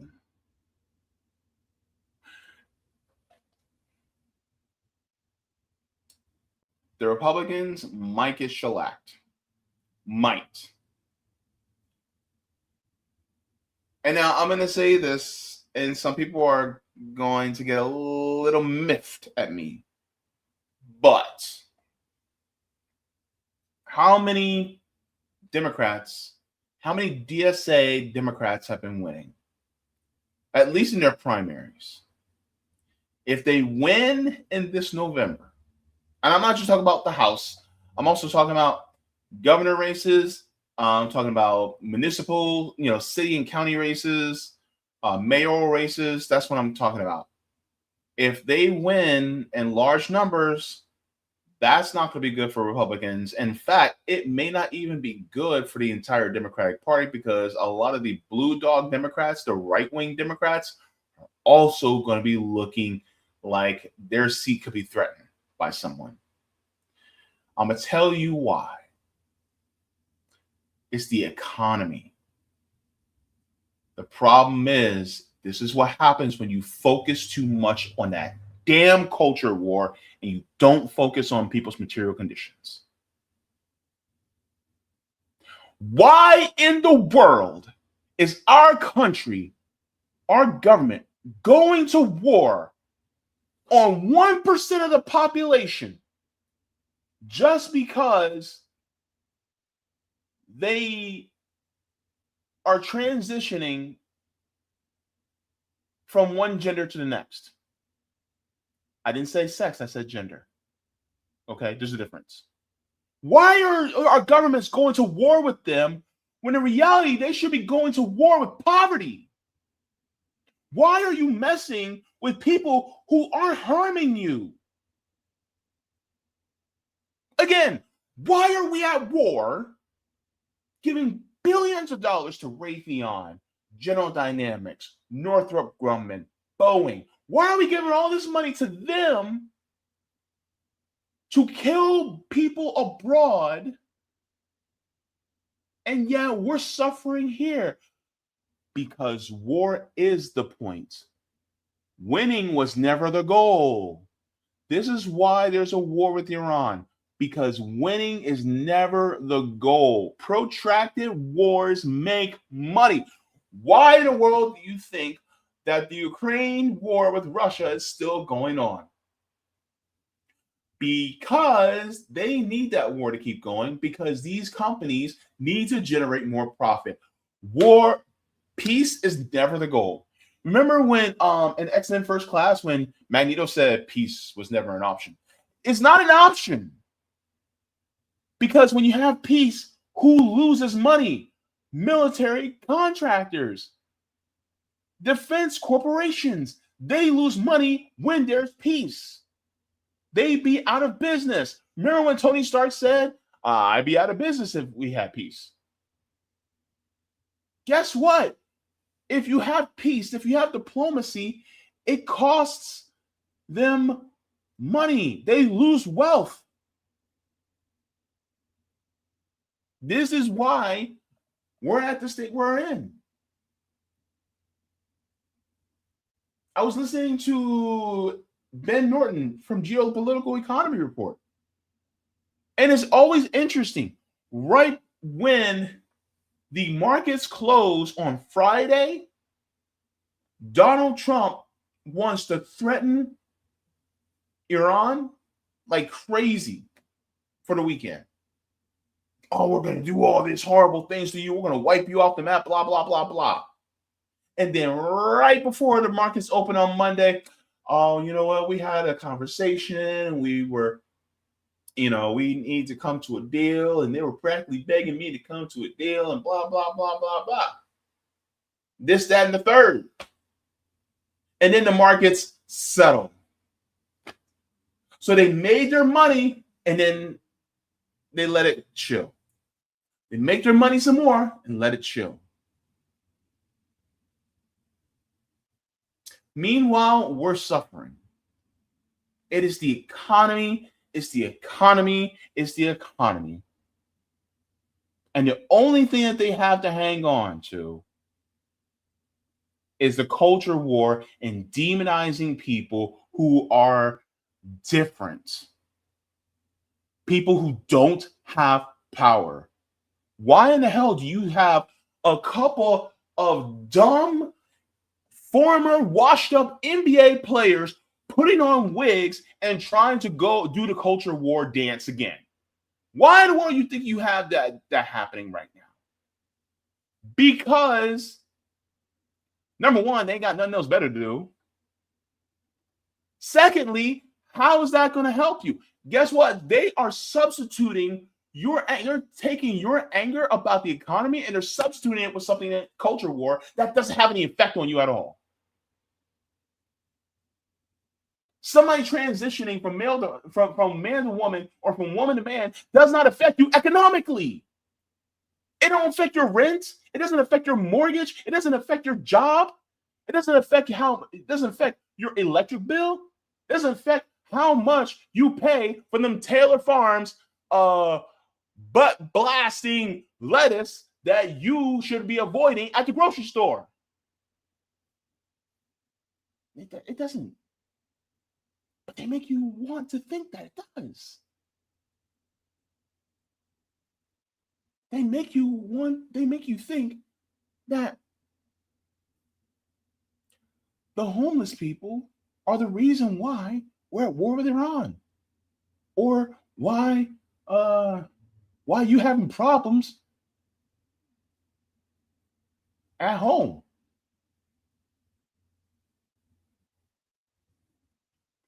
Let's continue on. Look at this. Look at this. Democrats are literally, if the election was held today, the Democrats would win probably the House and the Senate. Prediction markets. Trump's negative net approval rating is driving this. One sell-side became the favorite for that nomination, and now that he's actually become the nominee, Democrat. So let me share this article with y'all because I really want to share this too. Because a lot of people are so focused. A lot more people are actually focused on what's going on, financially. But a lot of people in politics don't care about that because they're just trying to make their money and run.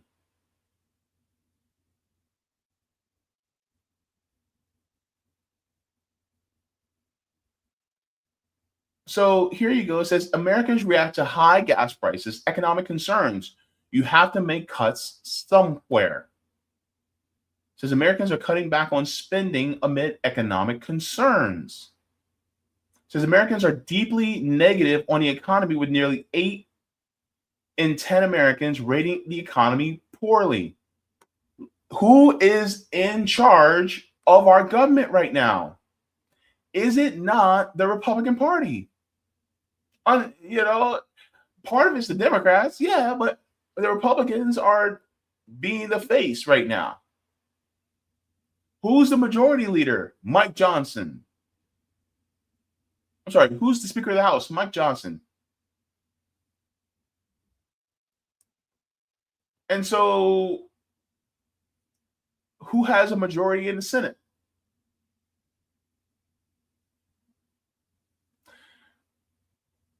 Let's continue on.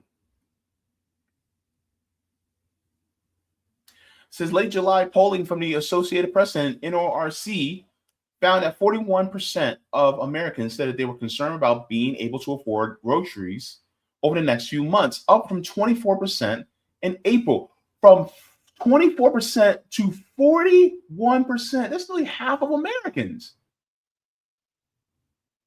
Said nearly half of Americans said the cost of groceries was a major source of stress. Getting food being a major source of stress, if that's the case, we are on our way. We are on a direct flight to social unrest. People being out in the streets.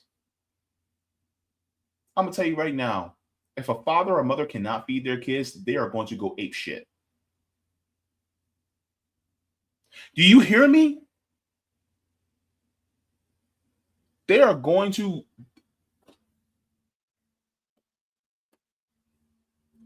Don't threaten their kids.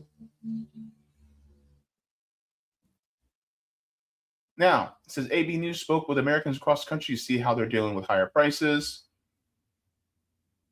A lot of people are talking about how they're treading water, right? It says every time you walk outside, you spend money. You try to coordinate your errands to limit driving miles.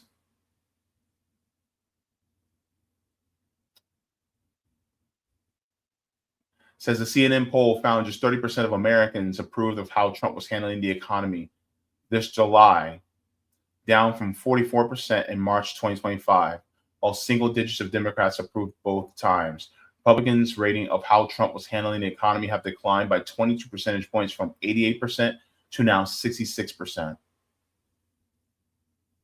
When you go to the grocery store and you walk out with 2 bags and it was $100 and it's just essentials, bread, milk, eggs, a few household supplies, when everything rises but your salary, you have to make cuts somewhere.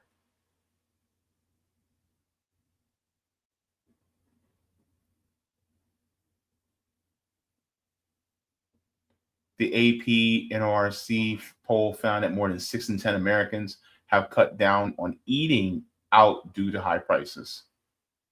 So this is going to affect the economy of people who work in restaurants.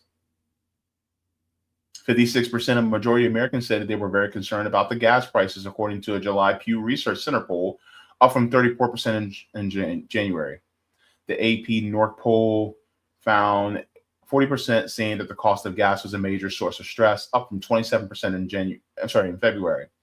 CNN poll found that about 3/4 of Americans said that the gas prices had caused financial hardship for their household.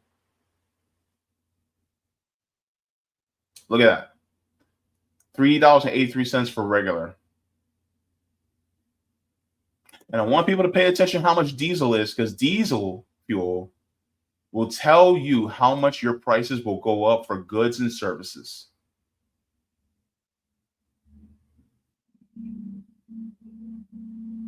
All the Americans ABC News spoke with brought up the conflict with Iran when asked about gas prices.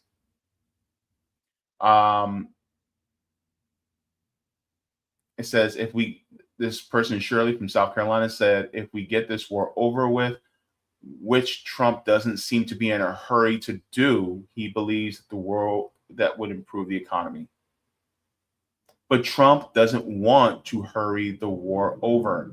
Remember what I said. War is the goal.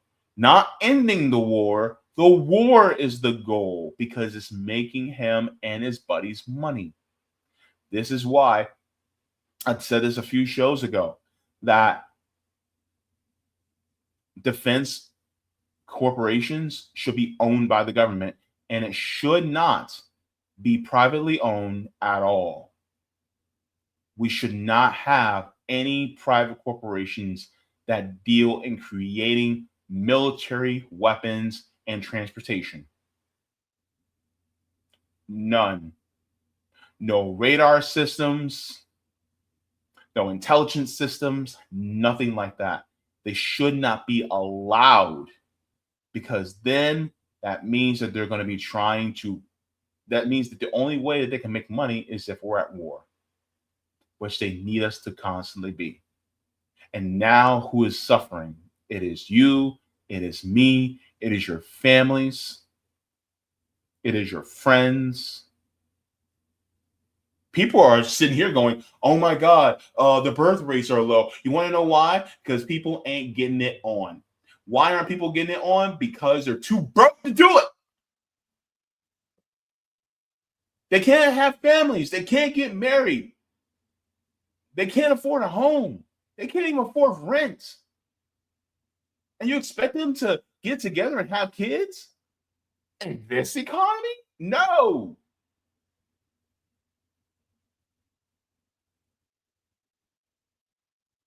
Having a kid, you know how expensive that is? It's thousands upon thousands upon thousands of dollars a year. I'd rather spend $20 on a box of condoms and keep it pushing. You know what I mean? And so people are not having kids because it is a cost burden. So don't get mad that a lot of Gen Z ain't having kids. Don't get mad at them. Get mad at you. I'm not talking about you, the people in my audience. I'm talking about the people who are part of this parasite class. Because guess what? They're basically shooting themselves in the foot.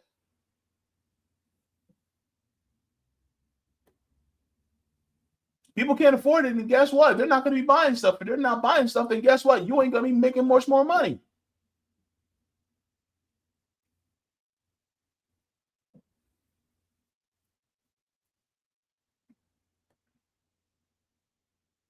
Says Trump continues to express positivity about the negotiations with Iran, blaming others for gas prices. See, it's always somebody else's problem. It's always somebody else's problem. He never wants to take ownership.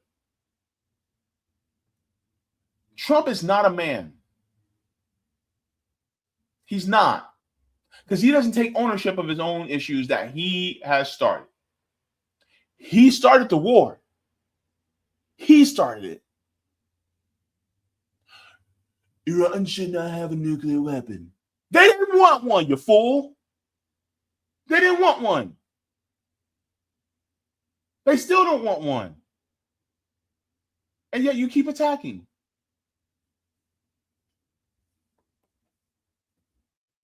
This is what I'm talking about. On Sunday, Trump said a new deal with Iran was imminent. On Sunday. It's always on a Sunday where he says that. But then it says negotiations were working quite well put on Thursday, but that you never know what can happen. He promised Wednesday, as soon as the war ends, oil and gas prices will go down. Do you know what experts are saying about the oil and gas prices if the war ends and the Strait of Hormuz is reopened? It will take years for us to get back to where we were. Years. And they're not going to tell you that. It's going to take us years. It's not going to be instant. It's not going to be overnight. No. It doesn't work like that. Let's say it ended tomorrow. If it ends tomorrow, you will not start to see things return back to normal until the next president's, the end of their first term. That's how long it's going to take. Which means all that pain you're going to be feeling, it's going to be felt for a long time. It's like getting kicked in the family jewels.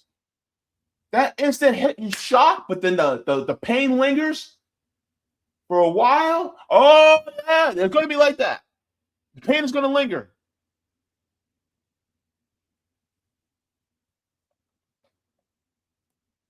It's like a swift kick in the nuts, man.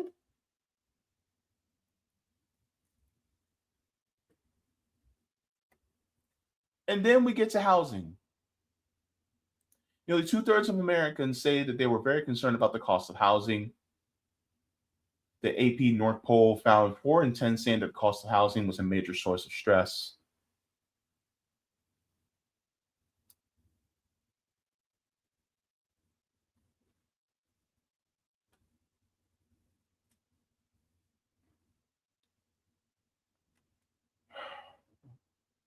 Says Shirley, the actor and comedian in South Carolina, said he had lived on his own in an apartment building, but it was bought by a new company and his rent was raised 50%. Around a year ago, he moved into a house where he has his own bedroom but shares a bathroom and kitchen with others. Rent in a community house is more than it was at the apartment building before the increase. I miss being on my own. He sees how others are living in Charleston area when he DJs their pool parties. They're putting up all these brand new ridiculous apartments. He said about one particular building, it was beautiful, but who the hell can afford it? People vote with their wallets. People vote with the money in their accounts in mind. And the problem is we live in a duopoly system. So they're going to vacillate between either Democrat or Republican because that's all they know. And so guess what? In November, if the Democrats win, then the Republicans are going to look like fools. That peace through strength type of crap, that's not going to work. Unfortunately, the Democrats are going to do something similar, but they're going to rename it. But the problem is that that's why this system has to end. This is why I'm talking about people doing mutual aid, because we're all suffering right now. And a lot of people are sitting there thinking, a lot of people are just sitting by the sidelines and they're saying, yeah, we need to do mutual aid. We need to do mutual aid. It's like, yeah, but what are you doing? When are you going to start? I'm out in these streets. I do what I can. Where are you? Aren't you going to get yourself up and inspire other people around you to do what you're doing? You know that we need it. So where are you? If I'm doing mutual aid, if you're in Central Florida and you know where I'm going to be, or if I tell you guys where I'm going to be, pull up, help. Or do it in your city. Find mutual aid groups, or just start it with a few friends. We know that this system is not really going to do much else for us. We know that even when Democrats get in, they're not really going to do much else. And the thing is, like, look, you look at a lot of these DSA Democrats, and a lot of people are pointing to Zohran Mamdani, and they're like, oh my God, Zohran Mamdani, he's such a fraud.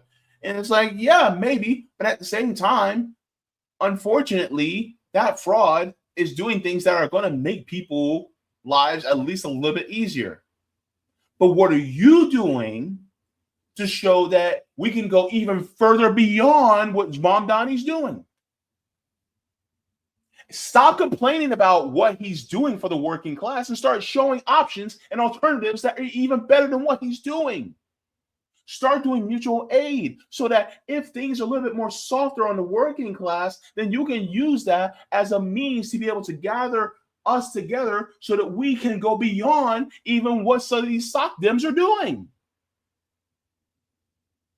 We can complain about the DSA. We can complain about Mamdani and all these other people all day, but complaining doesn't do a damn thing. Why are you out? Aren't you out in these streets doing the damn thing that you praise and tell people that they should be doing? If you are not going to be doing that in these streets yourself, then shut the fuck up. Don't come to me and tell me that, oh, well, we need to do this, we need to do that, if you're not doing it. Real niggas move in silence. Do the damn thing out there and then show people what to do. I can show you better than I can tell you. We, the black people, we love saying that. I can show you better than I can tell you. Well, then show us. Don't say a word. Just do it. Document it. Be like, I'm out here. Come join me. Let's do this. Do I not do that on my channel? I try to whenever I can. Right? I may not be able to do it all the time. A few times a year I can do it. But at least I'm trying to do something. Are you doing that? And this is not a means to berate you. This is to put a fire under you. Because I know you love your community. I know you do. You got this. Be the change you want to see. Be the revolutionary that you've always wanted to be inspired by. Be that inspiration. I am sick and tired of seeing families starve. I am sick and tired of seeing homeless people in these streets or homeless people living in motels. I am sick and tired of people that are struggling with their rent and their electric. And maybe we can't change the entire system tomorrow. But at least we can start trying to gather the gravel to make it into concrete in order so we can lay the foundation. At least we're doing something.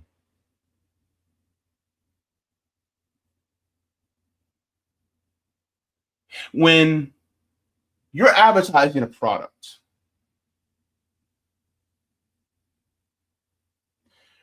do you tell people how terrible the other products are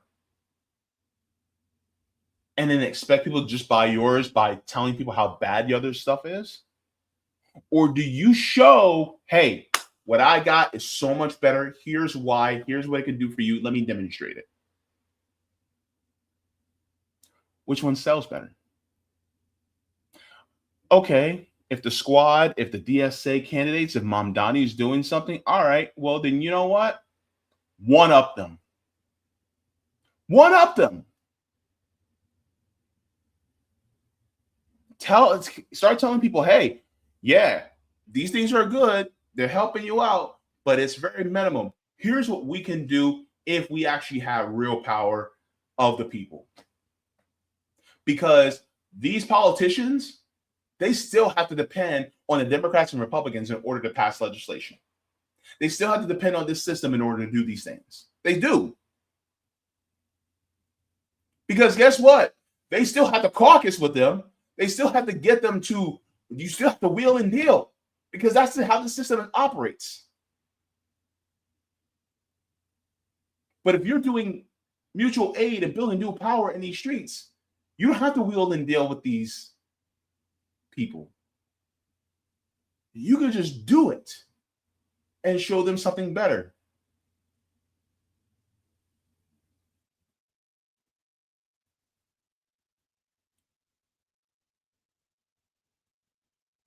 This is also a message for me. I'm including myself in the audience right now. I'm talking to myself too. What can I do better than I didn't do before?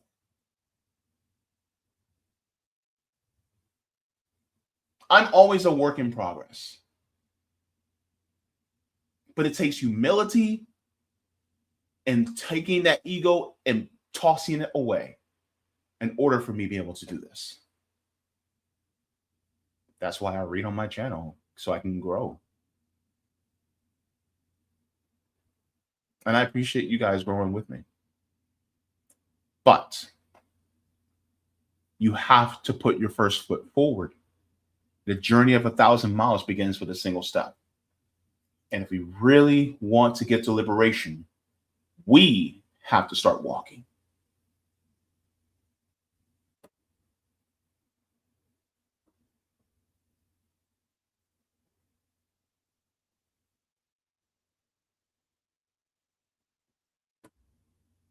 Steve, I'll do it again.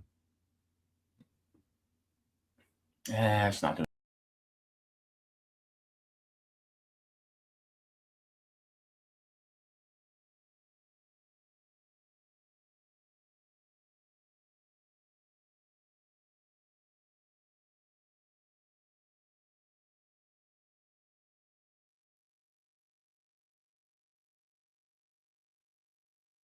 All right, go ahead and get a like to the stream. Thank you so very much.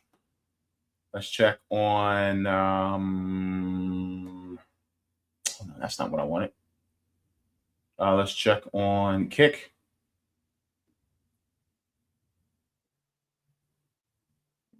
I think we're good. Okay, yeah, we're good. Let's check in the Rumble chat. All right. We're good there. No Rumble rants. Okay.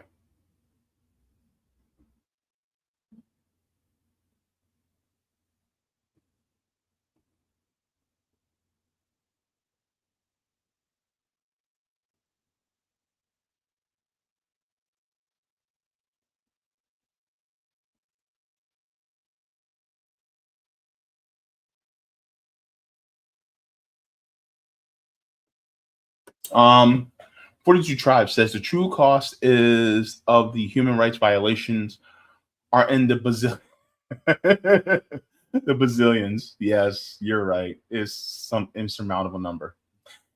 ADOS, which is American Descendants of Slavery, is demanding 20 Elon. He said 20 Elons. I like the way you put that. 20 Elons was essentially affordable over time. Yes.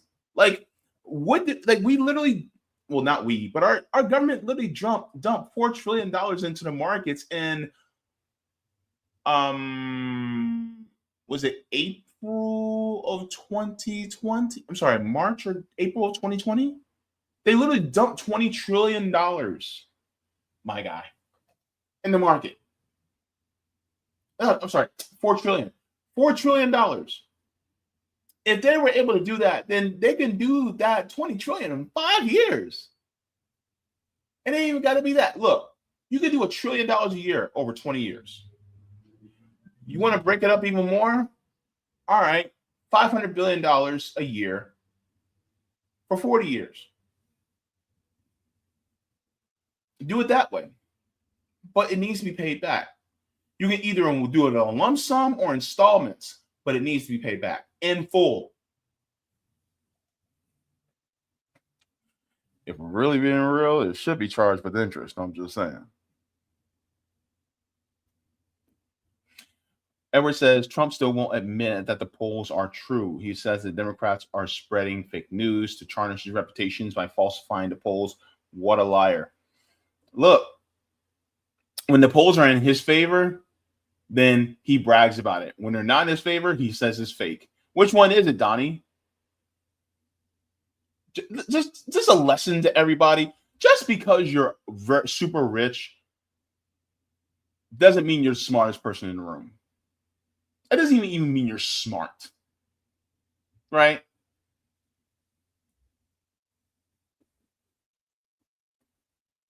As they would say, they're low IQ. And also morally repugnant because to get to that much wealth, you have to have more degraded morals in order to achieve that much wealth.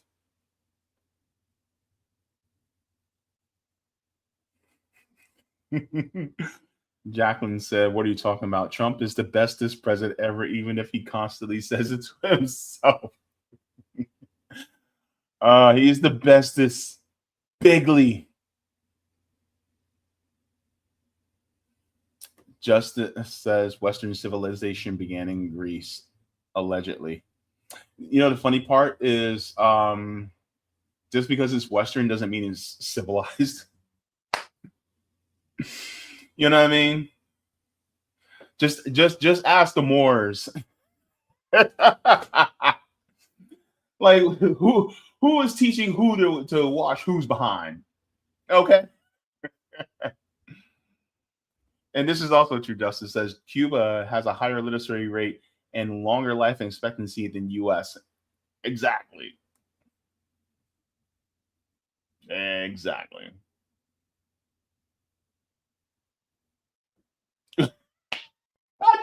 I knew Roger was gonna. I knew you were gonna pick up on that. A box of condoms and keep it pushing. Keep it pushing, bro. Don't look. Don't bring no more kids in this world if you can help it. Don't do it. You know what I'm saying?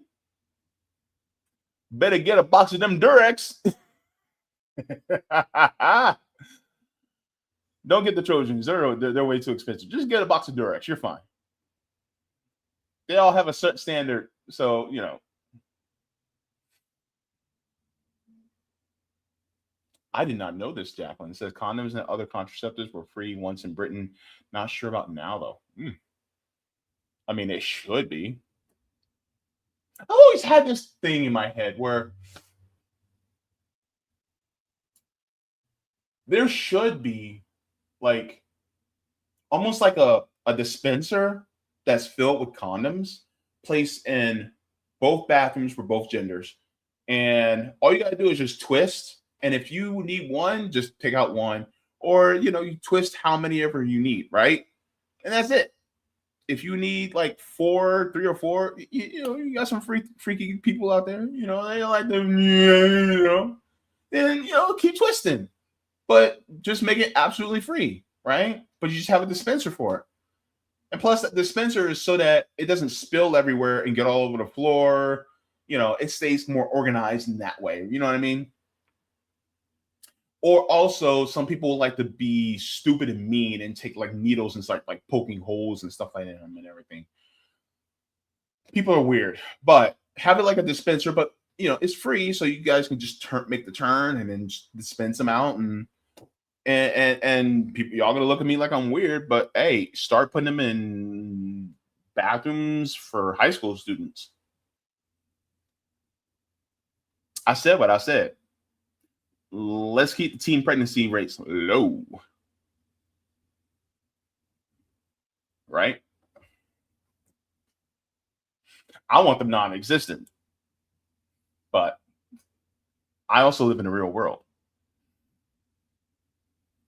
CBC voter said, yo, at JB. Good to see a CBC voter.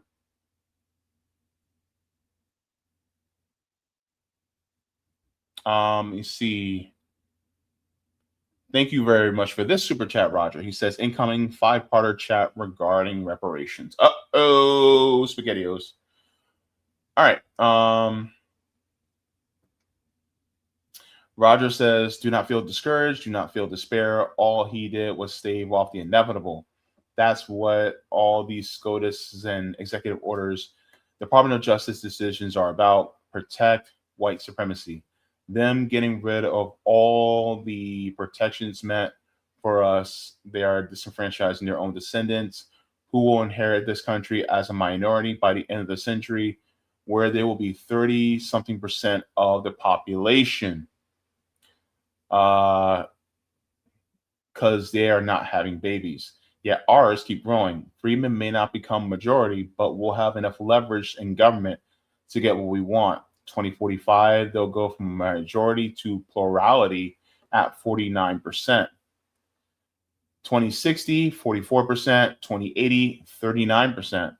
Trump tried bringing Afrikaners over here, but they experienced our healthcare system, and they ran back to South Africa. One guy quoted saying, people getting shot in broad daylight. Welcome to America. It says, my guess is he was talking about Renee Good and Tom Petty. So trying to repeat what we did post-Reconstruction when we brought in all these white folks from Europe ain't working today. Yeah, because they see exactly how bad it is, right? He said the end. Thank you. Thank you very much for that.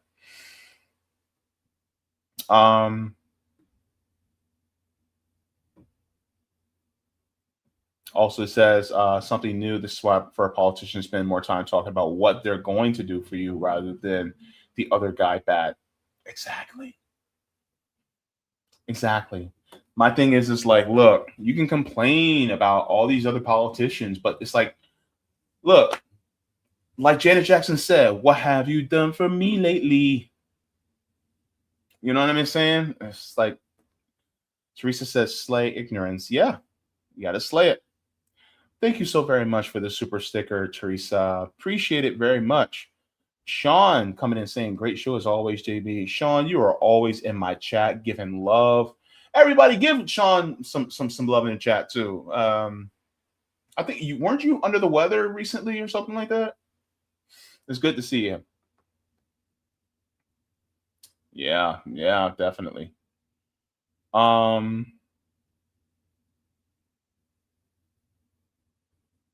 me see. Jacqueline says, good idea, JB, but I pity the poor person whose job it is to replenish that dispenser. Not if we pay them a living wage. I'm just saying. You know what I'm saying? Just give them a living wage. I'll replace them. No problem.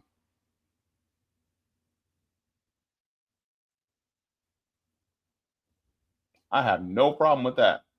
And plus, you're contributing to the health of a society where people can actually plan their families instead of it being thrust upon them. You know what I mean? I believe in people having the autonomy to plan their families instead of, it just being, happening. And then it's like, well, you have to have this kid or not. You know what I mean? No, just let people plan their own families themselves. Teresa said, happy eclipse, everyone. Rock on. Eclipse? What are you talking about? Wait, is there an eclipse today? Like what, a lunar eclipse? Oh my God, rare total solar eclipse will occur on August 12th, passing over Greenland, Iceland, northern Russia, and northern Spain, with partial phases available across much of Europe, North America, and Northwest Africa. Totality will last up to 2 minutes and 18 seconds. I had no idea. There's going to be a total solar eclipse tomorrow? I know we're not going to see it here. But that's cool. That is going to be pretty cool. I've always wanted to see a total solar eclipse. Never got a chance to, but thank you, Teresa. Appreciate that. And yes, good. Sean says getting better. Good. Please continue to get better. Plenty of, lean protein, lots of fruits and veggies. Bell peppers are very high in vitamin C. Just letting you know. Okay. So if you have some like chicken soup, make sure they're actual pieces of shredded chicken breast. Go to the grocery store and get the rotisserie chicken. Take some of that chicken breast out, shred it up, and then put it in your chicken soup. And then take some bell peppers. It could be red, yellow, green, or do a mixture, and then put those also in your soup. Have that with a little bit of either some brown rice or some wheat bread, something like that. And just, have some of that.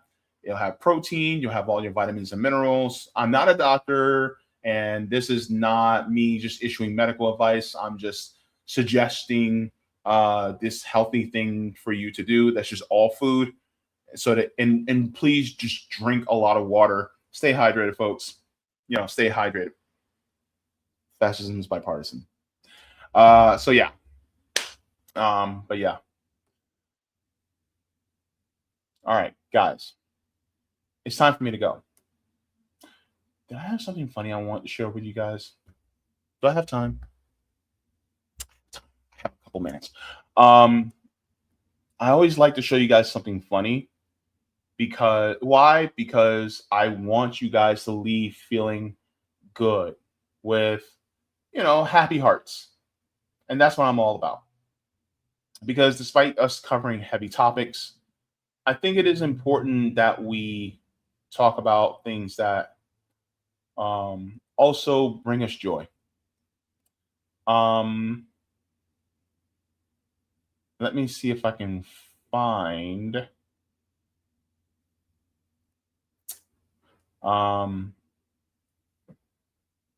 see if I can find. Let's see. Okay.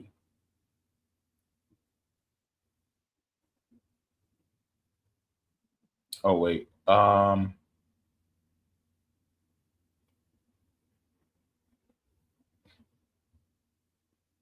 Here we go.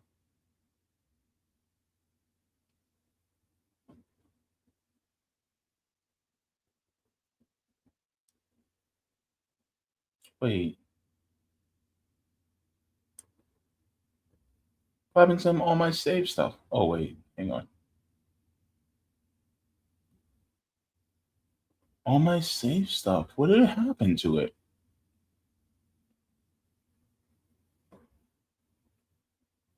That's weird. Okay.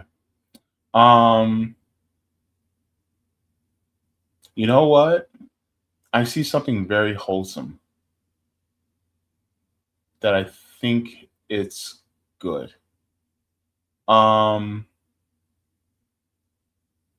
Yeah, I see something very wholesome that I think, well, it's instead of rage baiting, this is joy baiting. I think I should end on this. I'm gonna end on this because this is wholesome and I think that you guys are gonna love this. Okay. So I'm gonna share this. This is what we call joy baiting. And you know, I'm of a type of person where if I see something that's very positive about you, I'm gonna make it known. If you know your fit is good, I'm gonna let you know. If you got a great way of speaking or a great point, or if you do something that is, you know, impressive, that I find it can be something that's kind of mundane, but if I find it impressive, I'm going to point it out. I'm going to celebrate you in whatever shape or form I can. And that's what I believe that we should be doing more as fellow human beings, right? And so this person is joy baiting. And I love this. And I hope to see more of this as we continue forward. So here we go. Is that really necessary? What are you talking about? Like looking this cool. No, I'm sure that's it. Hey, have a good day though. Hold on. That's not okay, OG. What's that? That's not okay. Out here looking this fresh. Oh, thank you. Oh, snap. What's going on? Appreciate Okay. Hold on. Chill, huh? All right. Wait. So that's what's going on today? What's that? Like, what we doing? What's the problem? What's you talking about? Looking this cool today. All right, man. Is that really necessary? What? Hold on. Like, for real? What? Looking this good today. Oh my God. Have a good day. Is this really necessary? Yes. Being this young and beautiful? Yes. She said yes. All right. Yeah. Hey, come on now. What y'all got over here? Some ice cream? We said it was a beautiful day. We're going to get some ice cream. All right now. All right. Well, y'all have a good day. See you. Is that really necessary? Is that really necessary? What are you talking about? Like looking this cool. That's what I'm talking about, guys. And that's the type of world that I want to live in. Where we're just like admiring one another, all the beautiful things that make us different. And just kind of spread that around, because that is something that I think that we need more of. It's more of seeing each other and admiring the differences that we have. It's like looking at a bouquet of flowers, right? Who goes to a bouquet of flowers and goes, I don't like that flower, I don't like that flower, that flower's all right, and this is my favorite? Do we really do that? Or do we just look at the flowers and we see the beauty in each individual flower, but also collectively, we see the entire bouquet as something beautiful? I prefer the latter. I want to look at it as the beauty in the individual parts as well as in the entire bouquet. And I see the beauty in all of y'all. So, is it really necessary? Looking that good? Being that loving? Being that compassionate? You're damn straight. Guys, thank you so very much. Water your plants, water yourselves. Leave the world better than you found it. Smoke them if you got them, drink them if you got them. If you ain't got them, then watch something funny because joy is revolutionary. Read because reading is fundamental, or watch something wholesome because it warms our hearts and it endears us more towards our fellow human beings. I love you guys for being who you are, and I will see you guys in the next one. Have a great night. Thank you so much for watching, and I appreciate it from the top and bottom of my heart. If you'd like to see any more, you can look here.